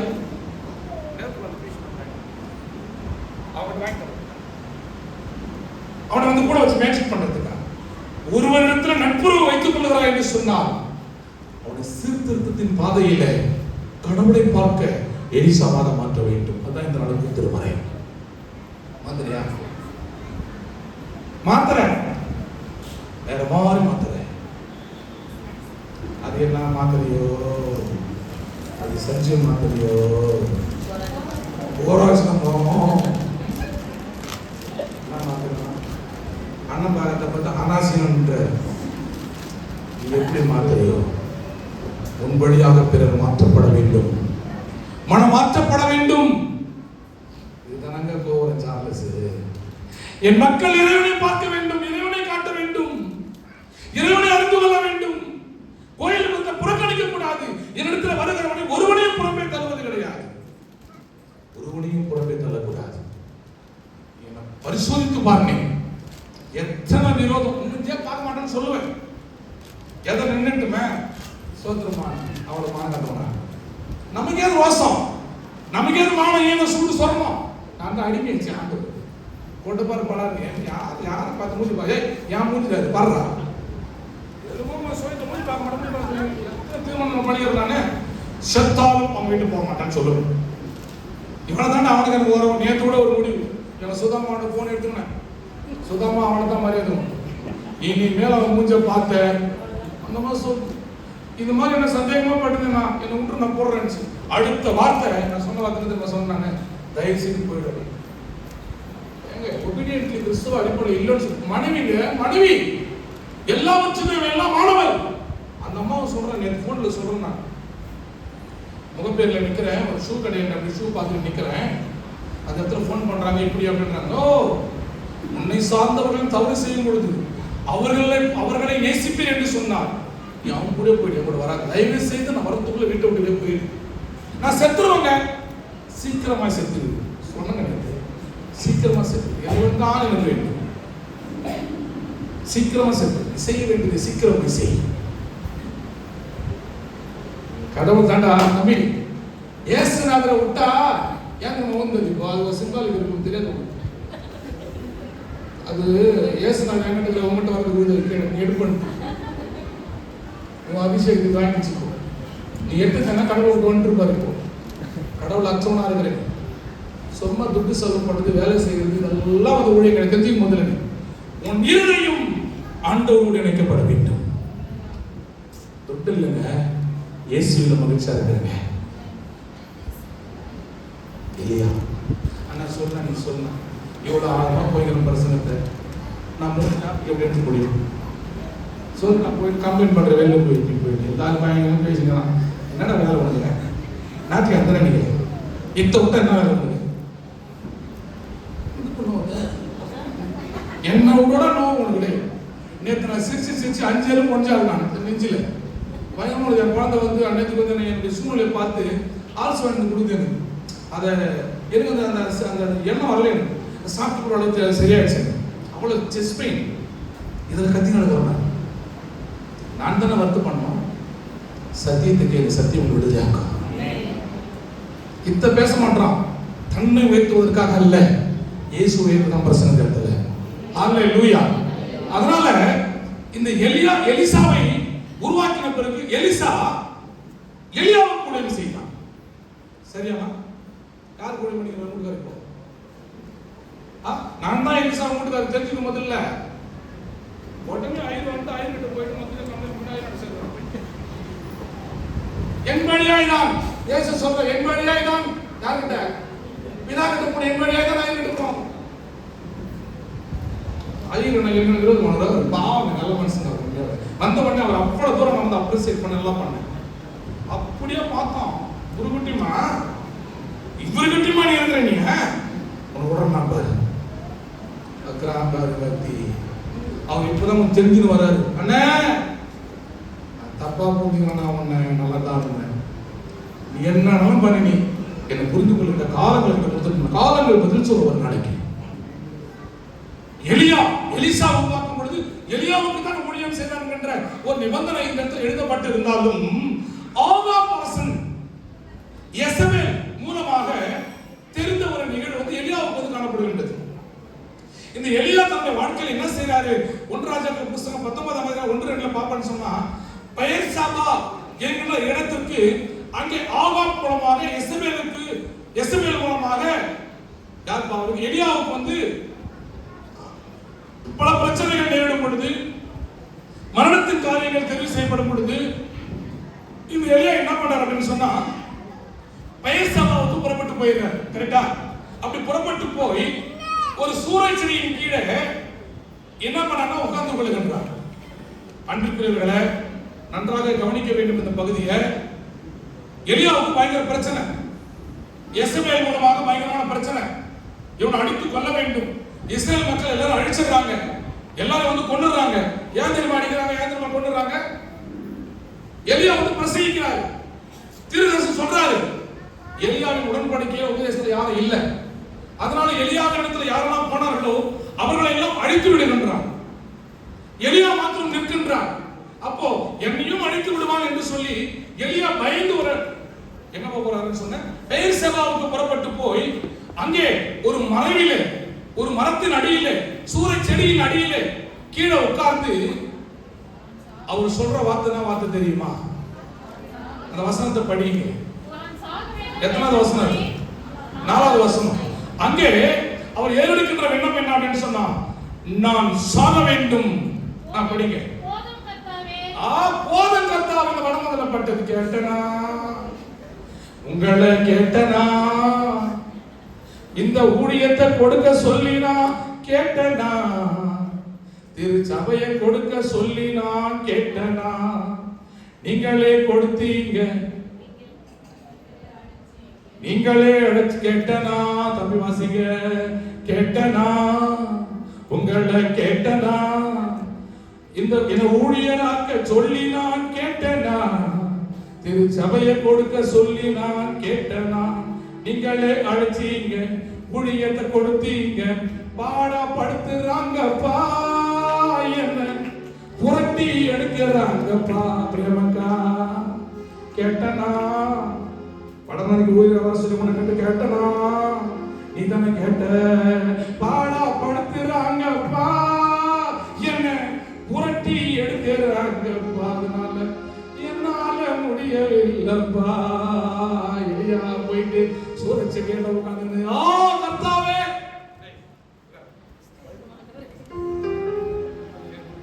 தங்கச்சி படிமா. ஓ கர்த்தாவே போதும்பா போதும்பா போதும். நான் பட்ட பாடெல்லாம் போதும், நான் அழுத அழையெல்லாம் போதும், நான் பட்ட வேதனையெல்லாம் போதும். எங்கே போதும்பா போதும். உன்னை எவ்வளவு சகிப்பேன் என் வாழ்க்கையில அப்படியே பைபிள் எழுதி வச்சுக்கிறது. எலியா சாப்டர் இந்த வாரம் முழுக்க அப்படியே தான். நம்ப மாட்டீங்க, ப்ராமிஸா சொல்ற கடவுளுடைய முன்னிலையில் சொல்லிட்டு இந்த மாதத்தில் சர்ச்சு பிரச்சனைனால சாகவெல்லாம் முடிஞ்சனா கலரை நம்மளே கட்டி போயிட்டு யாரும் தூக்கூடக்கூடாது. ஓப்பனா சொல்றேன், பப்ளிக்கா சொல்றேன். கலர் கூட வந்து அது என்ன சொல்லிட்ட மாதிரி வீட்டுலன்னு சொல்லிட்டு அந்த சுடுகாட்டோட வந்து கூட முயற்சி எடுத்துக்கலாம்ல.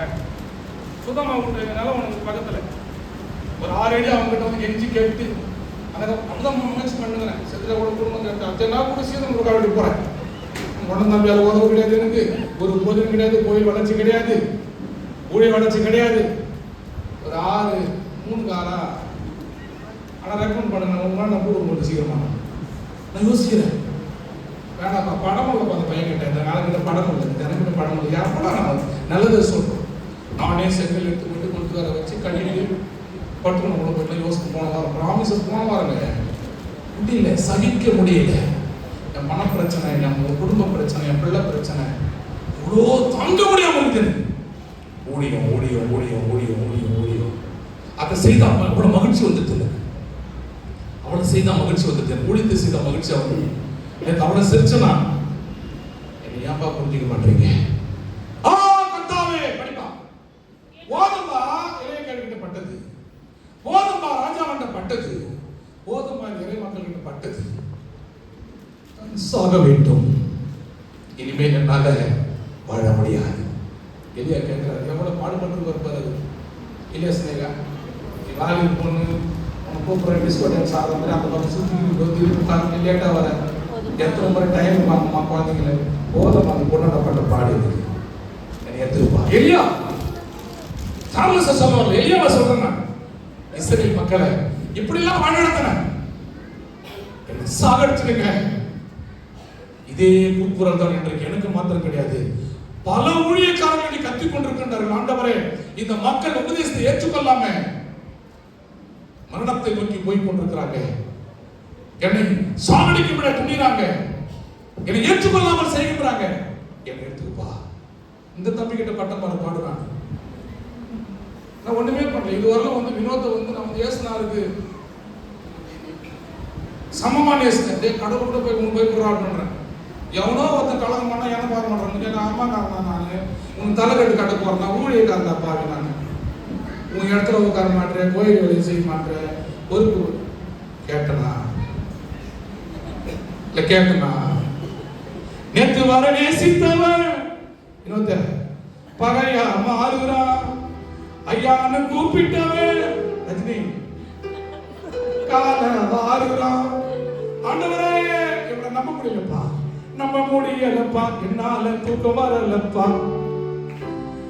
நான் நம்பி வந்த கண்வனையும் நீங்க தானப்பா. எரியா எரியா எரியா பாருங்க, நான் நீங்க தான் எனக்கு, வேற யாரும் கிடையாது. இவனை எடுத்துக்கோ, என்ன சாகடிச்சுட்டு இப்படின்ட்டு கெஞ்சிட்டு என்ன நடக்குது உண்மைகள் அப்படின்னு சொல்லி பார்க்கும் பொழுது, இங்க கர்த்தாவே என் ஆத்துமாவை எடுத்துக்கொள்ளும், நான் என் தகப்பன் வீட்டாரை காட்டிலும் என் முதியவர்களை காட்டிலும் நான் நல்லவன் கிடையாது. என்ன போய் நம்புறீங்க? நல்லவன் கிடையாது. யார் சொல்ற? யாரா ஒரே ஒரு ஆளு நான் நல்லவன் இல்லப்பா சொல்லியிருக்கா. அப்படியே ஆர்குமெண்ட் இதை பண்ணணும், நானா பண்ணேன் அவர் குறையா சொல்ற ஒரு சின்ன கவி, நீ சூப்பர்ப்பா, நீ கொள்ள மாட்டோம், அழகா இருக்கப்பா, அருமையான ஷர்ட் பெயிண்ட் பண்ணி நல்லா போட்டுக்கிறப்பா, லேட்டா அவரோட பரவாயில்லப்பா, வேலையை விட்டு உதவி வரையாப்பா, வெரி குட்பா அப்படின்னு சொல்லி இருந்தா கரெக்ட்.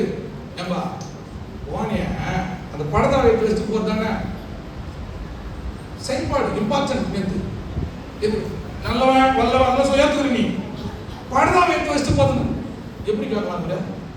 வச்சுட்டு போட்டு சொல்லி வேலை இல்லை. சின்ன விஷயத்துக்கு எந்த ஒரு மனிதன் தன்னை நல்லவன் இல்லை என்று சொல்லி எண்ணுகின்றானோ அவன் கடவுளை பார்வை நல்லவனாக மாற்றப்படுகின்றான். வசனம் தெரியுமா? சொல்லு பார்க்கலாம். 7 முறை பிசி நம்பரு, 3 முறை மூப்பினாரு.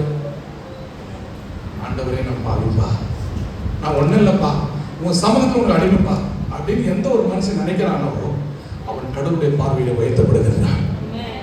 என் முதியோர்களை காட்டிலும் நல்லவன் கிடையாது. நீ என் முதியோரை பார்த்து திருதேசம் மாத்திட்ட, என்ன ஊழியக்கார வச்சுட்ட, நான் நல்லவன் இல்லை, என்ன சாகடிச்சிருக்கேன் அப்படின்னு சொல்லிட்டு கெஞ்சுகின்றான். கெஞ்சின பிறகு 2 ராஜாக்கள் 19:4 இப்படியே வாசிக்கின்றோம். அதை தொடர்ந்து 5ஆம் வசனத்துல கடவுள் வந்து உனக்கு சொல்றாரு, என்ன அனுப்புறாரு, என்ன சொல்றாரு அப்படின்னு சொன்னா, ரைட் அப்பா, உன்னை நல்லவன் சொல்லிட்டு நினைச்ச ஊழியத்தை கொடுத்த மட்டும் நானு, நீ சகிப்பன்னு சொல்லிட்டு ஊழியத்தை கொடுத்த நானு, நீ இப்ப எப்போ வந்து செத்து போனன்னு சொன்னியோ உனக்கு முத்துக்குள்ளி வச்சிருந்தேன் அப்படின்னு சொல்லிட்டு 5ஆம் வசனம் படிங்க.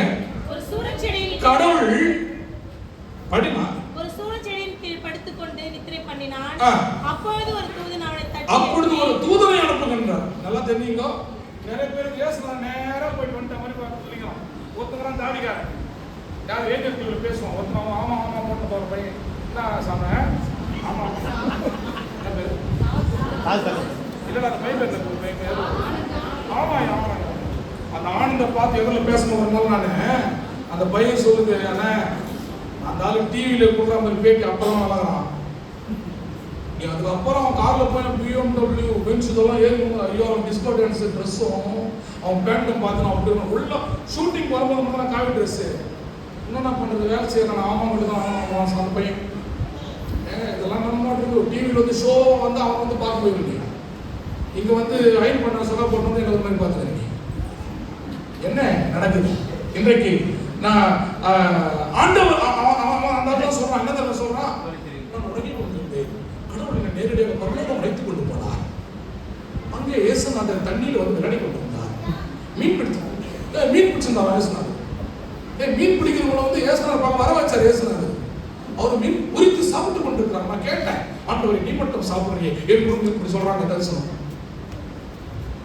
ஆண்டவர் நேரடியாக வரமாட்டார், எப்பொழுது வருவார் என்பதை நான் சுட்டி காட்டுகின்றேன். ஒரு தூதனை அனுப்புகின்றார்.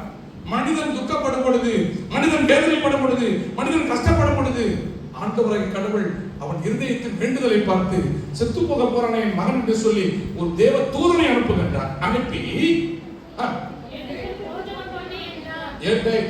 நீ சோர்த்தணுங்கிற அப்ப கடவுள் பாருங்களேன், சோர்வடைந்த ஒரு சூழ்நிலையில உணவற்ற தன்மையை கடவுள் அறிந்து யார்கிட்ட கொடுத்து அனுப்புறாரு?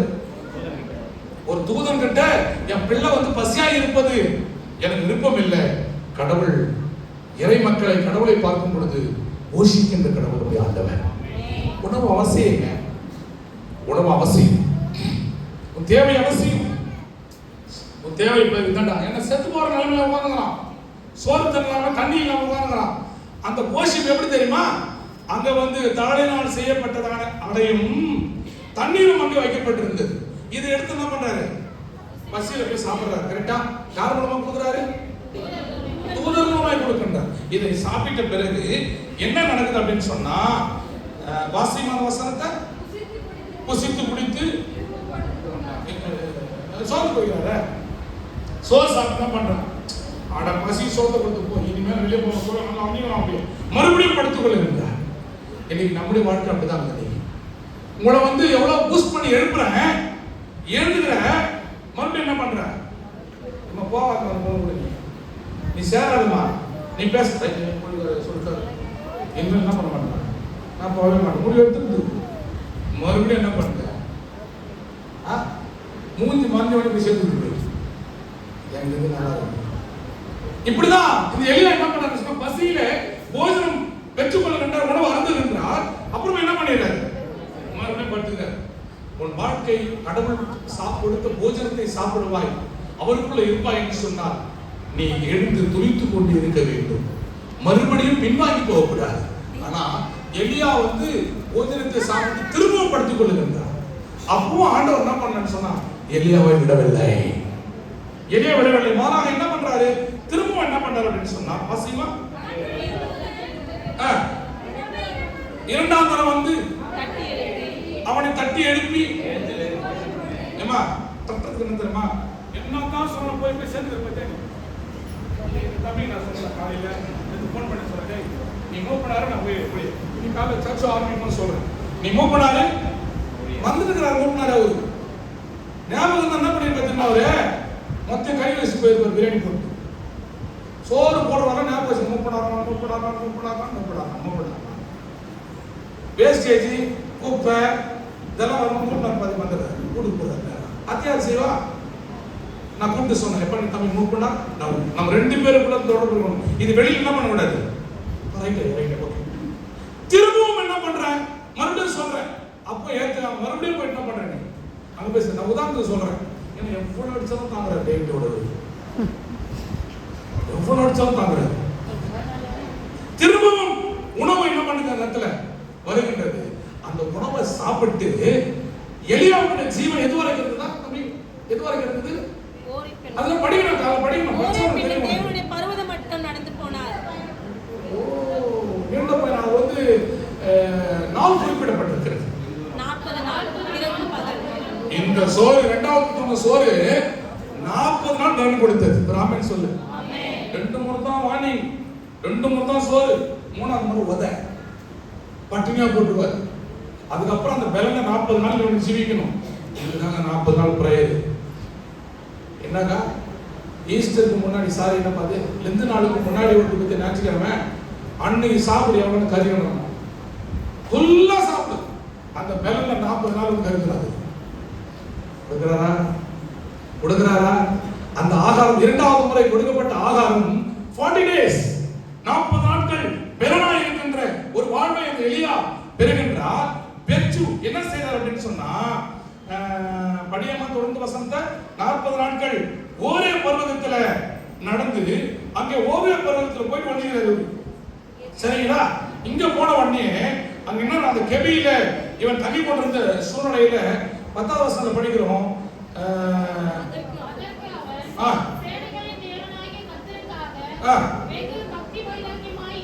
ஏமா இங்க பாரு, இப்ப உடனே தூதன் அனுப்பி பண்ணார் பத்தியா.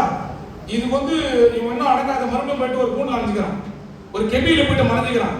அப்ப கடவுளே வெளிப்பட்டு என்ன பண்ணாடே, உன்னை தூதன் அனுப்பி சோறு போட்டேன், உன்னை மறுபடியும் செய்ய சொன்னேன், திரும்பவும் படுத்துங்க, மறுபடியும் ஆகாரம் கொடுத்தேன், நீ இன்னும் ஒழிச்சுக்கிறது என்னது? என்னதான் உன் பிரச்சனை இல்லையா? எத்தனை முறை கேட்டேன், என்னதான் உன் பிரச்சனை சொல்லு. இல்லையோ அப்படியோ இப்படி அதான் சொல்றான். யாரு எலியா சொல்ல, இல்லைங்க என் பிரச்சனை என்ன தெரியுமா உங்களுக்கு, ஊழியக்காரனை ஏற்படுத்திட்டேன், தீர்க்கதரிசி பிரச்சனை என்ன தெரியுமா? படி வசந்த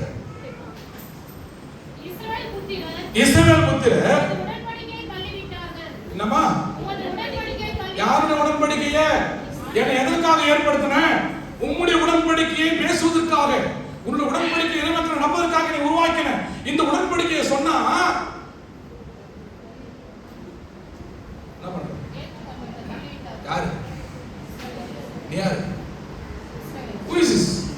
யாரு? யாரு நீ? சொன்ன கேக்குறியா? ஓட்டுக்காரங்க என்ன பிரச்சனை? எங்களோட நீ வந்து பேசாம பாருங்க. ஆண்டவர் உடன்படிக்கையை சொல்லுகின்றேன், சமாதானத்தை சொல்லுகின்றேன். நான் யார் தெரியுமா? நான் யார் தெரியுமா? நான் ஒரு வைராக்கியம் உள்ள ஊழியக்காரன். யார் சொல்றது தம்பி? பைபிள பாருடா. எலியா சொல்ற வாச வசந்த வாச 10 வசனம் பாரு. தம்பி சத்தமா 10 படி இமான் படி. 10 வசனம் படி இமான் படி. என்னப்பா? தேவனையும் ராஜாவையும் தூஷித்து அவன் மேல் சாட்சி சொல்லுகிற இந்த ஐயா கிட்ட பேசாததால நிமிடம் பாரு. ஐயாவோட பேச ஆரம்பிச்ச பைபிள் சொல்லிட்டு நான் இவன் வசந்த படி எழுப்ப நான் ஒரு வைராக்கியமான அந்த வசந்த படிக்க சேனைகளின் கர்த்தராகிய கர்த்தருக்காக வெகு வெகு வெகு வெகு வெகு வெகு அப்படின்னா என்னன்னா பக்தி வைராக்கியம் வேறு, வெகு பக்தி வைராக்கியம் வேறு. என்னதான் வந்தாலும் தாங்கிட்டு நான் பண்ண நான் நிலைத்திருந்த ஒரு ஊழியக்காரன் நான் செயல்பட்டேன். என்னை கொல்லும்படியாக வருகிற படிம வசந்த படிச்சு முடி. வெகு பக்தி வைராக்கியமாக இருந்தேன். இஸ்ரவேல் புத்திரர் உமது உடன்படிக்கையை தள்ளிவிட்டு உமது பலிபீடங்களை இடித்து உம்முடைய தீர்க்கதரிசிகளை பட்டயத்தால் கொன்று போட்டார்கள். நான் ஒருவன் மாத்திரம் மீதியாக இருந்தேன். எத்தனை பேரை கொல்றது கோயில்ல? திருச்சபை வளர விடுறியா? நீ நினைச்சுக்கிற கட்டுப்பாடு வச்சு இடிக்கலன்னு சொல்லிட்டு ஊழியத்தை ஏற்றுக்கொள்ளாம ஊழியத்தும் அங்கீகரிக்கலன்னு சொன்னா நீ ஊழியத்தை இடித்து கொண்டு இருக்கின்றான். செய்ய முடியலங்க, செய்ய முடியல. இன்னைக்கு சேலஞ்ச் பண்ணி மொத்த பேர் எப்படின்னா நெல்லு, என்ன ஒரு மோசை வருடத்துக்கு முன்னாடி, என்ன ஒரு எளிய வருடத்துக்கு முன்னாடி, என்ன ஒரு யோவான் சார் வருடத்துக்கு முன்னாடி பின்னாடி நெல்லு மொத்தத்தையும் செய்ய முடியுறாங்க பாரு. உங்க எல்லாரையும் பரலோக ராஜ்யத்தின் பிள்ளைகளா மாத்தினா இல்லையா பாருங்க. ஒரே ஒரு ஆளு கூட நரகத்துக்கு போக மாட்டேன். உங்க சர்ச் வந்து அதை அலங்கரிக்கும், பாத்ரூம் கட்டி முடிக்கப்படும், ஐரோடு கட்டி முடிக்கப்படும். இன்னைக்கு சேலஞ்ச் பண்ணு, மார்ச் மாசம் எண்டிக்குள்ள இந்த குருசேகரத்தின் மக்கள் எல்லாவற்றையும் இறைவு ராஜ்யத்துக்குள்ள மாற்றி கட்டுறாங்க. நான் ஒருவன் மாத்திரம் பக்தி வைராக்கியமாக இருக்கிறேன். எல்லாரும் கொன்று போட்டு விட்டார்கள், ஊழியத்தை அழித்து விட்டார்கள். ஆகவே நான் பிழைத்துக் கொள்ள வேண்டும் என்று சொல்லி ஓடி வந்தேன். என் உயிரை மாய்த்துக் கொள்ளலாம் என்று சொல்லி நீர் என் உயிரை எடுத்துக் கொள்ளும், என் உயிரை எடுத்துக் கொள்ளும் என்று சொல்லி கெஞ்சி கேட்கின்றான். இந்த இடத்துல இவ்வளவுதான் நம்ம சத்துட்டு, இவ்வளவுதான் வேலை அப்படின்னு சொல்லிட்டு நான் மாத்திரம் மீதியாக இருக்கிறேன், என்னை அடிக்க பார்க்கின்றார்கள். கூக்குரல்கள் இன்றைக்கு யோபியுடைய சாப்டர்ல நாம் இப்படியாக பார்க்கின்றோம். ஸ்டெப் பை ஸ்டெப், அதாவது அதிகபட்சமா அது ரொம்ப ஆய்வு பிரகாரமா கொண்டு போய் பார்த்தாங்கன்னா எப்படி சொல்றது, 5 minutes சொல்றோம், அதுக்குள்ள கூட சொல்லலாம். ஒருவன் வருகின்றான், இது அழிந்து போயிடுச்சு, இன்னொரு வருகின்றான், அது அழிந்து போயிடுச்சு, இன்னொரு மொத்தமே வாசி. நான் யோசிக்கிறேன், ஆண்டவரே எனக்கு நல்ல வேலை கொடுத்தீங்க, நல்ல காரை கொடுத்துறீங்க அப்படின்லாம் சொல்லிட்டு வந்து எல்லாம் போயிட்டு பிறகு கார் மட்டும் வச்சுட்டு ஜெபம் பண்ணிட்டு கார் ஓட்டும் போது, ஆண்டவரே என் வேலை போயிடுச்சு, என் வருமானம் போயிடுச்சு, என்னுடைய உடல் ரீதியான சுகம் போயிடுச்சு, எல்லாமே போயிடுச்சு, கார் மட்டும் வச்சுக்கிறீங்களா உங்களுக்கு நன்றின்னு சொல்லி ஜெபம் பண்ணிட்டு வந்தேன். நான் தாம்பாரு பிசாசதை அப்படியே சொல்றேன், அத்தியம் தூக்குறான்னு தூக்கிட்டான். ஆமேன்னு சொல்லுங்களேன். யார் தூக்கணுது? பிசாசா தூக்கணும், அதையும் தூக்கிட்டான். ஒன்றுமே இல்லை, ஒன்றுமே இல்லை, ஒன்றுமே இல்லை. இப்படிப்பட்ட நிலைமையை தான் இங்க எலியா ஆண்டவரோடு பேச எல்லாரும் நினைத்து விட்டார்கள். அப்போ எலியா கிட்ட வந்து ஆண்டவரே நேரடியாக பேசுறாரு. தூதனை கொடுத்து சோறு போட்டு நேரா வராரு. வந்துட்டேப்பா, நீ இந்த கோரிக்கையை நிறைவேற்றினான், என்ன தெரியுமா, நீ வந்து வெளியே வா அப்படின்னு சொல்லிட்டு 14 வசனம் வாசியுமா. அப்பொழுது அவர் என்னமா வெளியே வந்து கர்த்தருக்கு முன்பதாக பர்வதத்தில் நில் என்றார். என்னன்னா இன்னைக்கு வாழ்க்கை வந்து ரொம்ப சோர்ந்து போகும் பொழுது, இல்லாமல் சொல்லும் போது எங்க இருப்பாங்க? மறைந்து இருப்பார்கள். கரெக்டா? காரணம் பெட்டை விட்டு ஏந்து வர முடியல, மறைந்து இருப்பார்கள், வெளிச்சத்துக்கு வர முடியாது. நீ ஏன்டா வளர்ந்துக்கிற, இவர்தான் நமக்கு வரவில்லை, நீ வந்து கர்த்தருக்கு முன்பதாக அந்த பர்வதத்தில் நில் என்று சொல்லுகின்றார். என் பெரிய மக்களை உங்களுக்கு எல்லாம் சொல்றேன், நான் வாழ்க்கையில பல இழப்புகளை இழந்து உறவுகள் மத்தியில் வாழ முடியல, மாமியார் மத்தியில் வாழ முடியல, மருமகளால தொல்ல, பிள்ளைகளுடைய வாழ்க்கையினால இன்றைக்கு நசுக்கப்பட்டிருக்கிறேன், பெற்றோர்கள் இன்றைக்கு சமுதாயத்தில் என்னோட தலைமை வந்து வாழ முடியல என்று சொல்லி கூனி கூறி ஒரு இடத்துல அமர்ந்து கொண்டிருக்கிறாயா, உன்னை தலை நிமிர நிற்க செய்கிற கடவுள் உன்னோடு கூட இருக்கிறார். தகப்பனே தந்தையே தலை நிமிர செய்பவர் நீரே. ஜெபத்தோடு எடுத்துக்கோ. தகப்பனே தந்தையே தலை நிமிர செய்பவர் நீரே. கேடகம் நீரே, மகிமையும் நீரே, கேடகம் நீரே, மகிமையும் நீரே, தலை நிமிர செய்பவர் நீரே.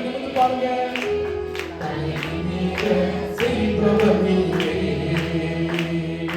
தகப்பனே தந்தையே தலை நிமிர செய்பவர் நீரே. தகப்பனே தந்தையே தலை நிமிர செய்பவர் நீரே. எதிரிகள் எவ்வளவாய் பெருகிவிட்டன, எதிர்த்தெழுவோர் எத்தனை திகழ்ந்து விட்டன.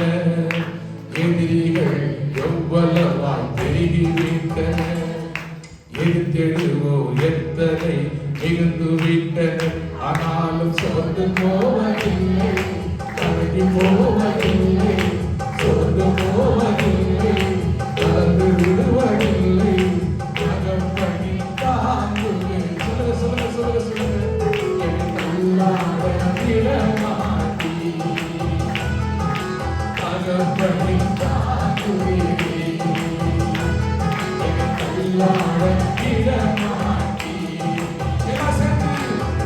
கேடகம் நீரே, மகிமையும் நீரே, கேடகம் நீரே, மகிமையும் நீரே, நீரே செய்பவர் நீரே,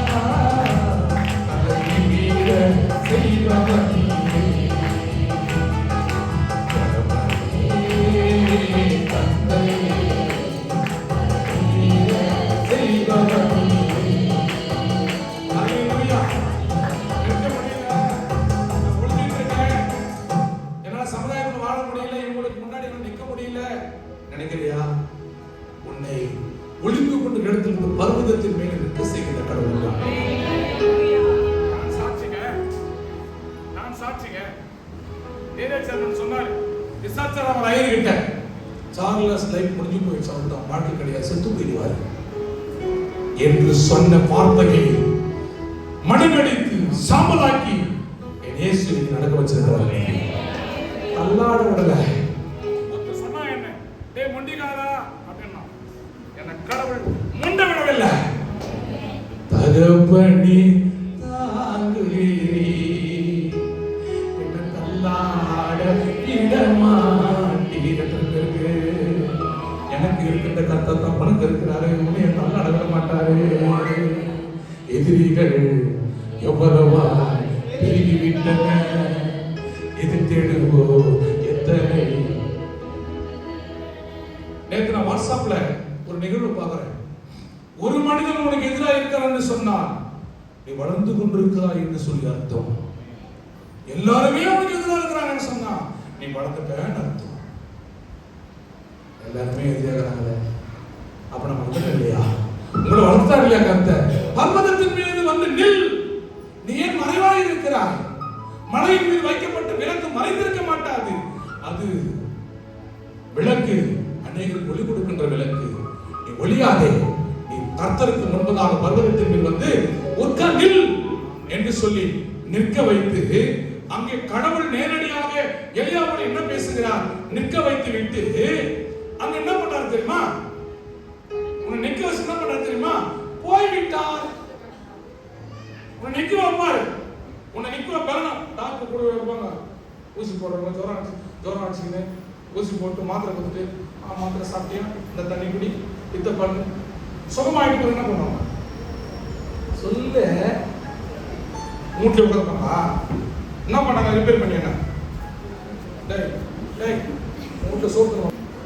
இப்படிதான் கடவுள் பண்றாரு. உன்னை சுகப்படுத்திட்டாரு, மறுபடியும் நீக்கிட்டாரு, பருவத்துக்கு மேல நிக்க வச்சிட்டாரு. உன்னை நிக்க வச்சுட்டு போயிடாரு. இப்ப என்ன நடக்குது? கடவுள் போயிட்டு உடனே அப்படின்னு சொன்னா வாசிக்கலாமே. கர்த்தருக்கு முன்பதாக என்ன நடக்குதுன்னு சொன்னா, இவர் போயிட்டாரு, அது அவருக்கு முன்பதாக பர்வதங்கள் முதலாவது என்ன பண்ணுதா? அங்கே பிளக்கின்ற பெருங்காற்று வந்தது.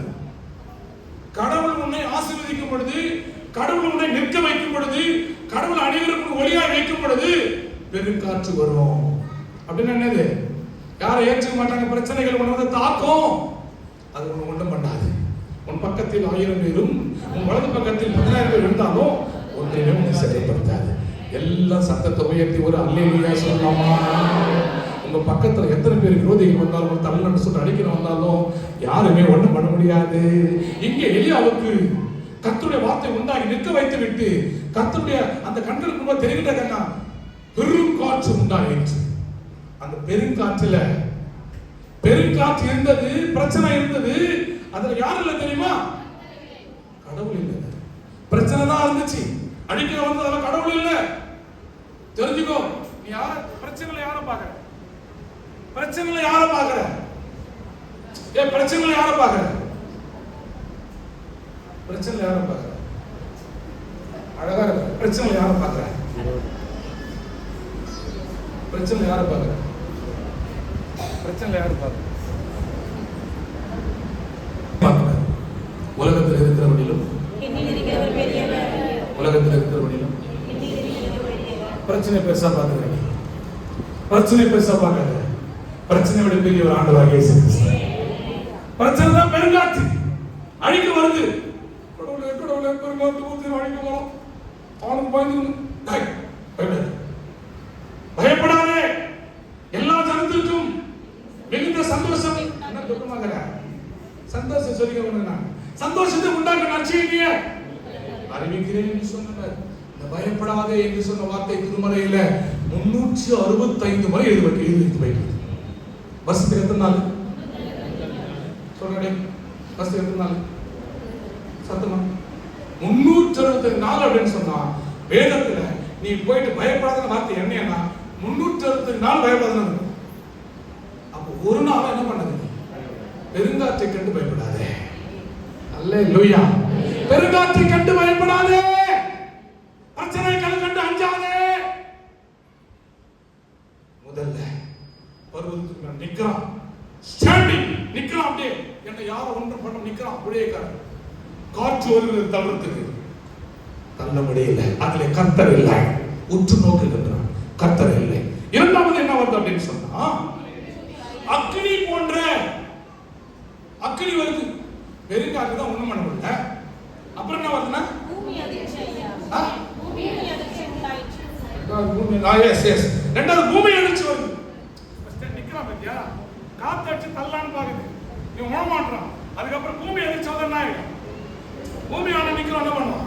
இன்னும் ஃப்ரீயா இருக்காங்க, ஜாலியா இருக்காங்க, சீரியஸா பாத்துக்கிறேன் போயிட்டு யாரு நாங்க என்ன காத்துல தள்ள முடியல. பூமி என்ன பண்ணும்? தள்ள பூமி அதிர்ச்சி வருது. அப்போ என்ன அதுவே காத்துறேன். ஆனா நீ ஆடுவ விட மாட்டேன், ஏன் ஆட்டுவ விட மாட்டேன். இதுலயும் போல அதுலயும் கர்த்தர் இல்ல. மூன்றாவது என்ன வருதுன்னா அக்னி வருது. கரெக்டாமா? பூமி வச்சு மந்திராயவன அப்படின்ட்டு என்ன பண்றோம்? அக்னி வச்சு கொட்டுறாங்க. அதிலேயும் கர்த்தர் இல்லை. அதிலேயும் கர்த்தர் இல்லை. ஐயோ எந்திரா எந்திரா எந்திரா எந்திரா ஓடுறாங்க. மூடிய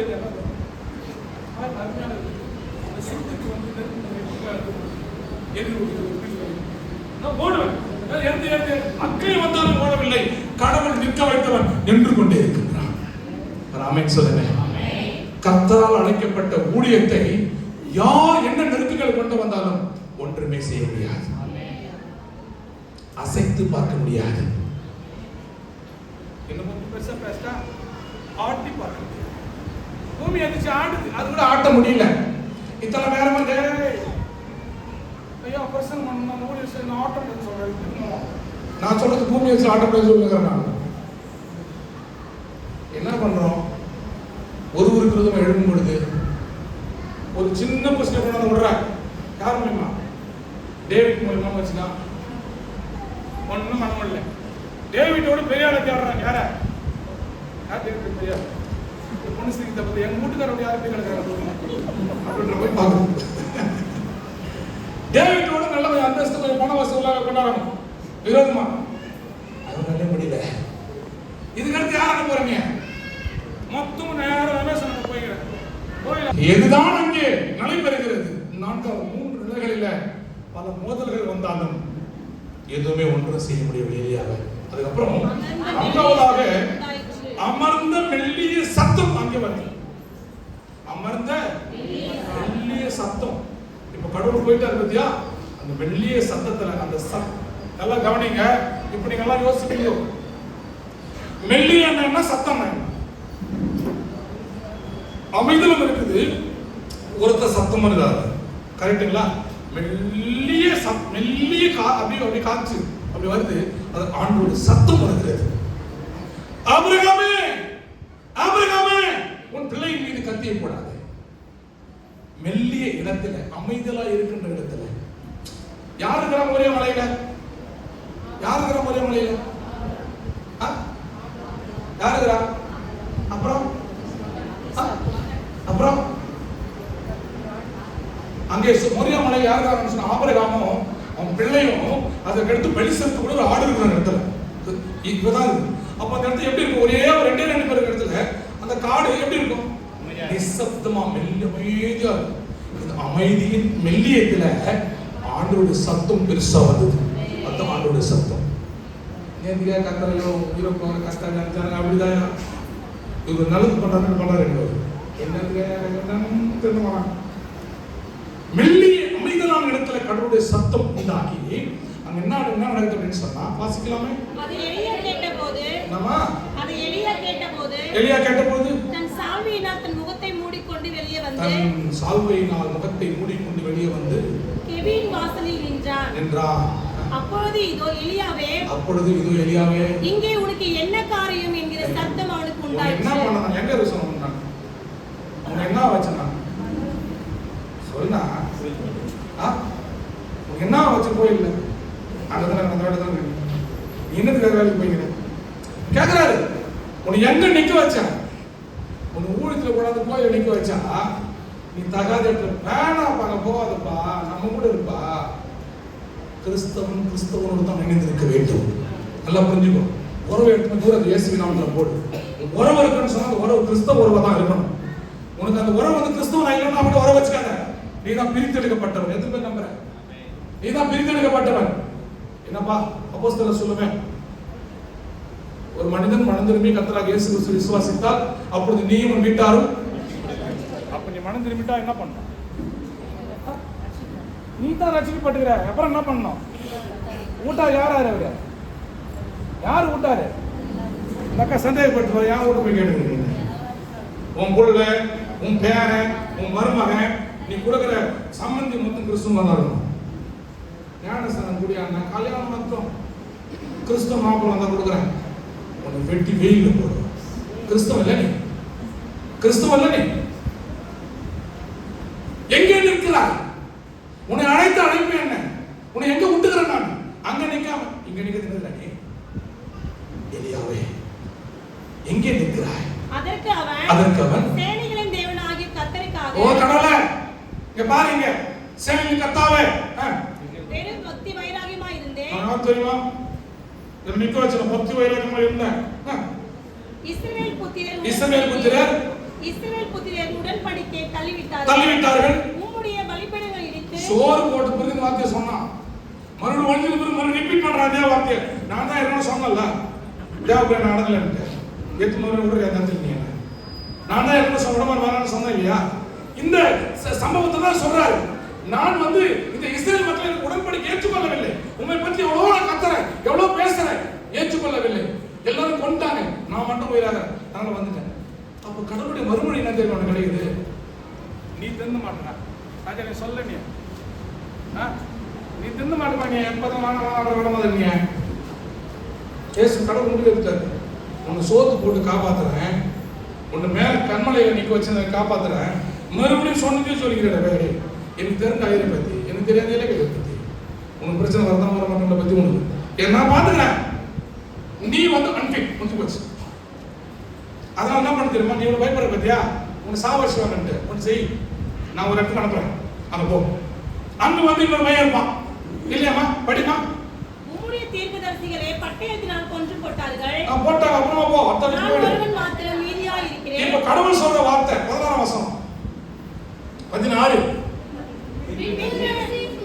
குமாரனாகிய யெகோவாவை இஸ்ரவேலில் ராஜாவாக அபிஷேகம் பண்ணி நீ வந்து பயந்துருப்பா, விட்டுருப்பா. நான் என்ன பண்ண தெரியுமா? உனக்கு பதிலாக இன்னொருத்தர் ஏற்படுத்துறேன். நீ வந்து அப்பா பேரை சொல்லி உன் தாத்தா பேரை சொல்லி அனுப்புற. நீ போ, அங்க போ. அங்க எலிசா என்கின்ற ஒரு மனிதன், அவனை போயிட்டு பாரு. உன்னிலுள்ள அபிஷேகத்தை அவனுக்கு என்ன பண்றீங்க கொடுத்துடு அப்படின்னா எலியா என்ன பண்றாரு? நேரா போறாரு. எலிசா எங்க இருக்காரு தெரியுமா? ஏன் ஓடிக்கிறாரு? என்ன ஏறு? இது வந்து அட்ரஸ் வந்து ரொம்ப ஹைலைட் பண்றாரு ஆண்டவர். அங்க 12 ஏறு மாடுகள் ஓட்டி கொண்டிருப்பான். 12வது தான் எலிசா. எலிசா தெரியாது எலியாவுக்கு. ஹலோ, எலிசா தெரியாது எலியாவுக்கு. அட்ரஸ் இருக்கிற 12 ஏறு மாடு போயிட்டு இருக்கும். 12வது போன பாரு, அவன் எலிசா. நீ அவங்கிட்ட போயிட்டு என்ன பண்றேன்னு சொன்னா உன் அபிஷேகத்தை அவனுக்கு கொடுத்துரு அப்படின்னு சொல்றேன். இப்ப எலியா என்ன பண்றாருன்னா எலிசா கிட்ட போறாரு. 12 ஏறு மாடுகள் போயிருக்குது. படிக்க முடியுமா? ஏறு மாடுகள் போய் கொண்டிருக்கிறது. அந்த எலிசாவை பார்த்து தன்னுடைய சால்வை எடுத்து என்ன பண்றாரு? எலிசாவுக்கு சால்வை போடுறாரு. இதுதான் போட்ட டேவிட் மேல. எலிசாவின் மீது சால்வை போடுறாரு. போட்ட உடனே என்ன பண்றான்னு சொன்னா, இதை போட்டதுக்கு அடையாளம் என்ன தெரியுமா? என் ஊழியத்துக்கு வந்துருந்தாங்க. சால்வை வந்து கோயில போடுறாங்க. என்ன அடையாளம் தெரியுமா தம்பி? என்ன தெரியுமா அடையாளம்? ஒரு சால்வை கொடுக்குற என்ன அடையாளம் தெரியுமா சால்வை போடுறதுக்கு? புரியல. நான் பின்னாடி கூப்பிடணும். உடனே மனைவி போகும்போது என் கூட வரலாம் ஊர் கூட சால்வை கொடுத்துருக்கு அடையாளம் என்னன்னு சொன்னா இனிமேல் இவர் தான் வாழ்வு, இனிமேல் எடுத்து போகக்கூடாது. அதுக்கப்புறம் என்ன சொல்றது சால்வையில் அப்படின்னு சொன்னா மிக அழகாக இந்த சால்வையின் அடையாளத்தை அங்கே வந்து சொல்லப்படுகின்ற நிகழ்வு என்ன அப்படின்னு சொன்னா ரொம்ப அழகா சொல்றாங்க. மேலாடை என்பது இறைவாக்கின சமூகத்தில் மேலாடை என்பது இறைவாக்கினருக்கான அதிகாரப்பூர்வ அடையாளமாக திகழ்கின்றது. அதிகாரப்பூர்வ அடையாளம் அரசர்கள் போன்றவர்கள் இது அறிவிக்கப்படுறது காரணமே இது வந்து இதை போட்ட பிறகு என்னுடையவன் என்று சொல்ல அர்த்தம். போடுறா இல்ல சார் ஏன் போடுங்க சும்மா பீஸ் ஏன் மூக்கு போடுங்கிறேன், ஏன் சபையாருக்கு போடுறேன், இனிமேல் ஏன்டா நீ அப்படின்னு போடுறேன். அது போட்ட பிறகுதான் விரோதமாக வருது, அது போட்ட பிறகுதான் விரோதமாக வருது. சால்வை போட்டால் தன்னோடு இணைத்துக் கொள்கின்ற நிகழ்வு. எலிசா சால்வை போட்ட உடனே இந்த எலிசா ரொம்ப சின்ன பிள்ளையா இருந்து ஏறு ஓட்டி கொண்டுக்கிறாரு. இனிமேல் என்னுடைய வான்னு கூப்பிடுறாரு. அந்த எலிசா திரும்ப பேசுறாரு, எதிர்த்து பேசுறாரு. என்ன பேசுறாரு தெரியுமா? ஒரு தயக்கமே இல்லாம நான் வந்துடுறேன், ஒரே ஒரு சான்ஸ் கொடுங்க, எங்க அப்பா அம்மா கிட்ட சொல்லிட்டு வந்து போயிட்டு நான் யாருக்கிட்ட போது மீட்டிங்கு போகுது, எங்க போகுது திருப்பத்தூர் போது பாஸ்டிங் பிரேயர் வாங்க அங்க பேசுறாரு. கர்த்தருடைய பிள்ளைகளை ஆண்டவர் பேசி இருக்கின்றார், ஊழியத்துக்கு ஒப்பு கொடுங்க கொடுங்கன்னு சொன்னோடனே அப்பா வந்துடுறான், ஊட்டம் வந்துடுறான், மத்து விட்டுறான், நேரா போடுறான். அட்ரஸ் தெரியாம பேப்பர்ல ஒரு பேரு அதெல்லாம் ஜேம்ஸ் வந்து காணோம், இன்னும் எங்க கொஞ்சம் போயிட்டான் கேட்ட ஊழியத்துக்கு போயிடும். ஊழியத்திற்கு அனுப்பப்படுற நிகழ்வு தகப்பனுடைய தாயுடைய ஆசீர்வாதத்தோடு தான் போன ஊழியத்துக்கு. எலிசா என்ன பண்றாருன்னு சொன்னா என்னுடைய தகப்பனையும் தாயையும் விட்டு போயிட்டு என்ன பண்றாங்க, மொத்தம் வாங்கி கொள்ளுகின்றேன். எத்தனை பேருக்கு இந்த பழக்கம் இருக்குது? ஒரு வயசுலயே மொத்தம் கொடுக்க மாட்டான். ரொம்ப சந்தோஷம், ஒரு வயசுல மொத்தம் உங்களுக்கு பெற்றோர்களுக்கு. ஏனென்று சொன்னால் நீங்கள் பல்வேலைக்காக மொத்தம் கொடுக்கின்றீர்கள். ஆகவே குழந்தை முகத்தை திருப்பிக் கொள்கிறது. சின்ன குழந்தை மொத்தம் கொடுத்தா அது பேச வந்தா கூட அது குழந்தை தான். எத்தனை பேர் நம்புற? மொத்தம் கூட வித்தியாசம் இருக்குது. இங்க கொடுத்தா யாருக்கு தெரியுமா? அது யார் உன்னை 10 ரூபாய் கொடுத்துட்டு போற நீ. இங்க கொடுத்தா ஒரு மொத்தம் இருக்குது, இங்க கொடுத்தா ஒரு மொத்தம் இருக்குது. மொத்தத்துல வித்தியாசம் இருக்குது. மொத்தமா இங்கே தகப்பன் தாயினிடத்துல நான் மொத்தம் வாங்கி கொண்டு வருகின்றேன் அப்படின்னா தகப்பன் தாயுடைய ஆசீர்வாதத்தை பெற்று வருகின்றேன். என் குழந்தைக்கு நான் இன்ன வரைக்கும் முத்து முத்துனுறேன். போய் என்ன நீ கேள்வி அவன்கிட்ட காலையில் முத்து முத்து இல்லை எழுந்து வந்தோடனே அப்பா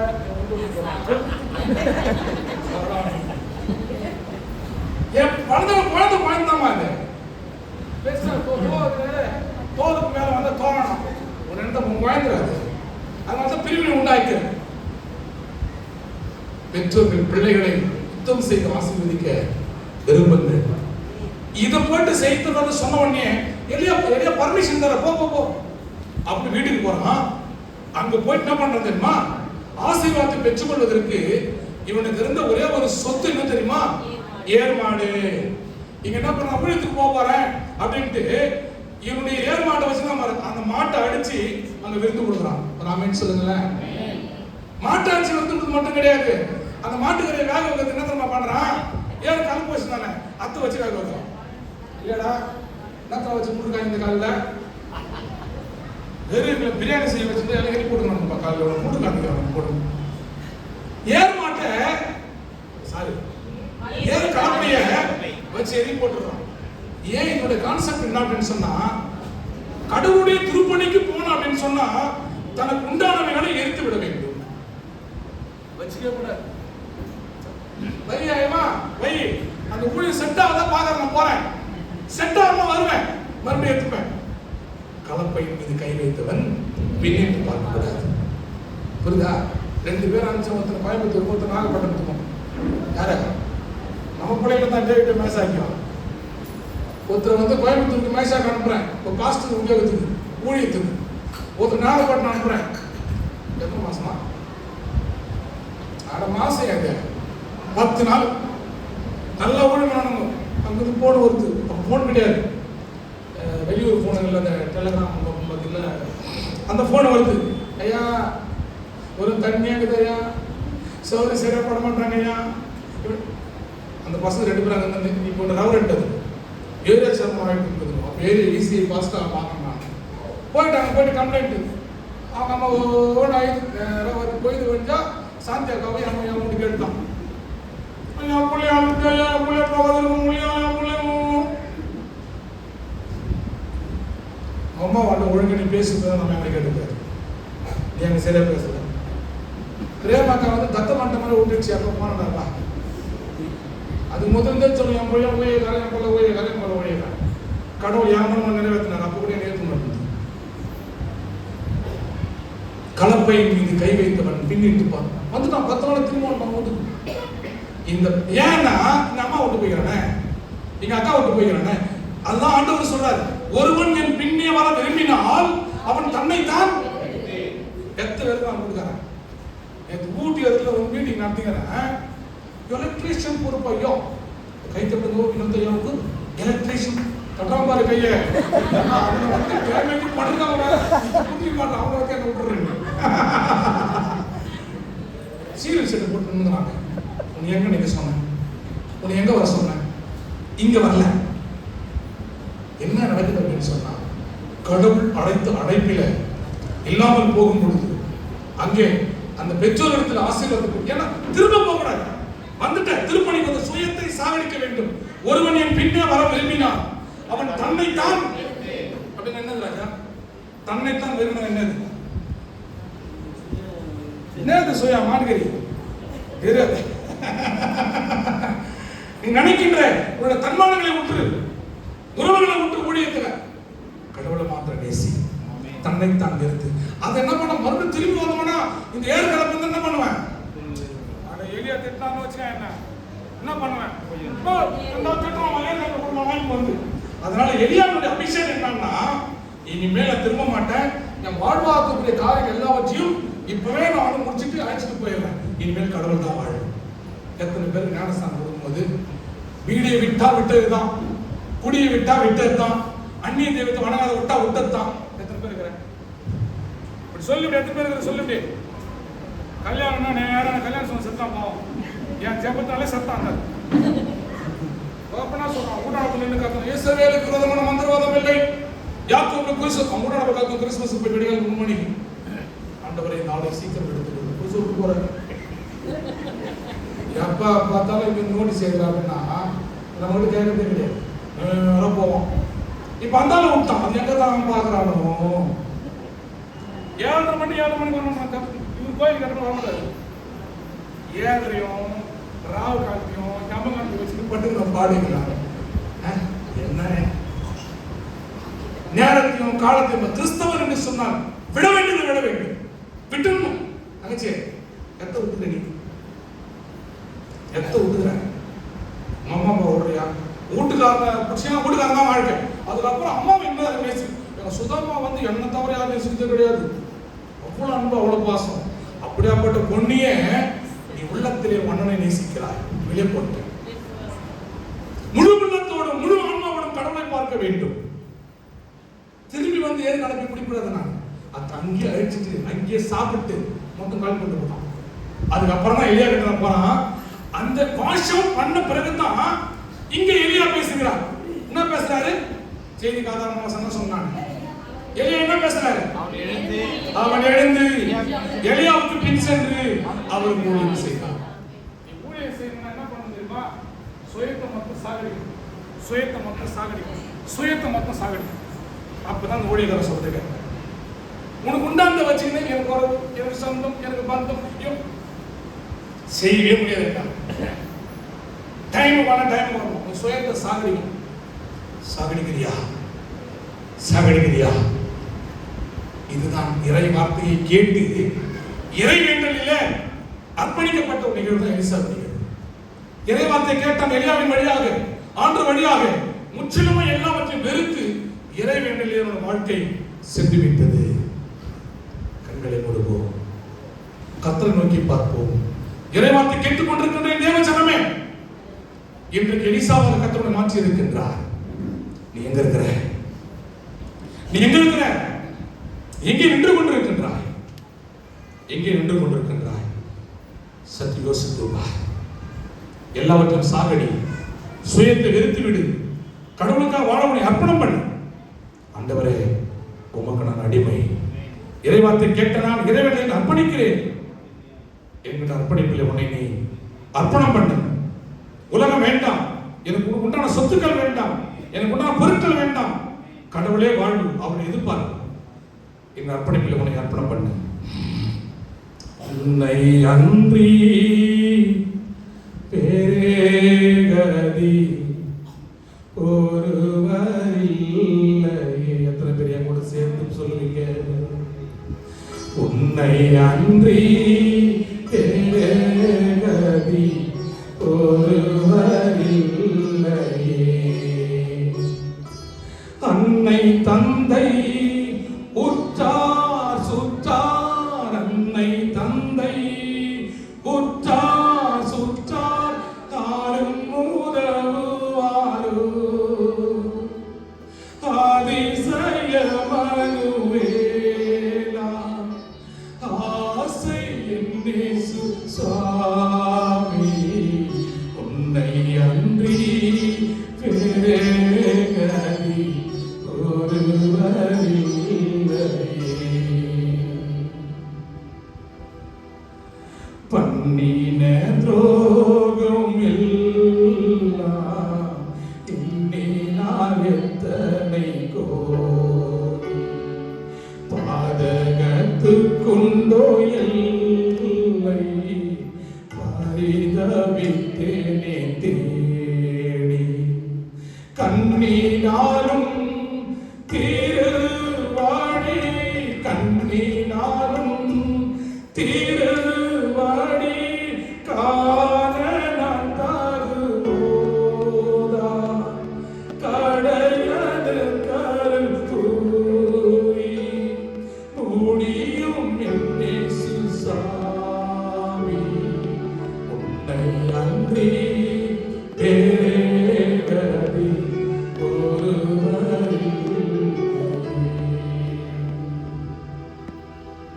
அன்பின் ஆண்டவரே, எலியா இந்த உலகத்தில் யாருமே கதி இல்லை, நீர்தான் வாழ்வு என்று சொல்லி தன்னை அர்ப்பணித்து வந்ததனாலே அவனுக்கு அந்த ஊழியத்தை கொடுத்து கண்மலையின் மேலே பருவம் நிழலே இருந்து எலிசாவுக்கு அபிஷேகத்தை கொடுத்த ஊழியக்காரனை மாற்றி நீர் ஒருவரே கதி என்று சொல்லி இருவரும் தன்னை அர்ப்பணித்தார்கள். இந்த நாளிலேயும் எலியாக்களாக எலிசாக்களாக இந்த பிள்ளைகளை உருவாக்க மாட்டார்கள். இயேசுவின் நாமத்தில் பிதாவே, ஆமென். அன்பிற்குரியவர்களே,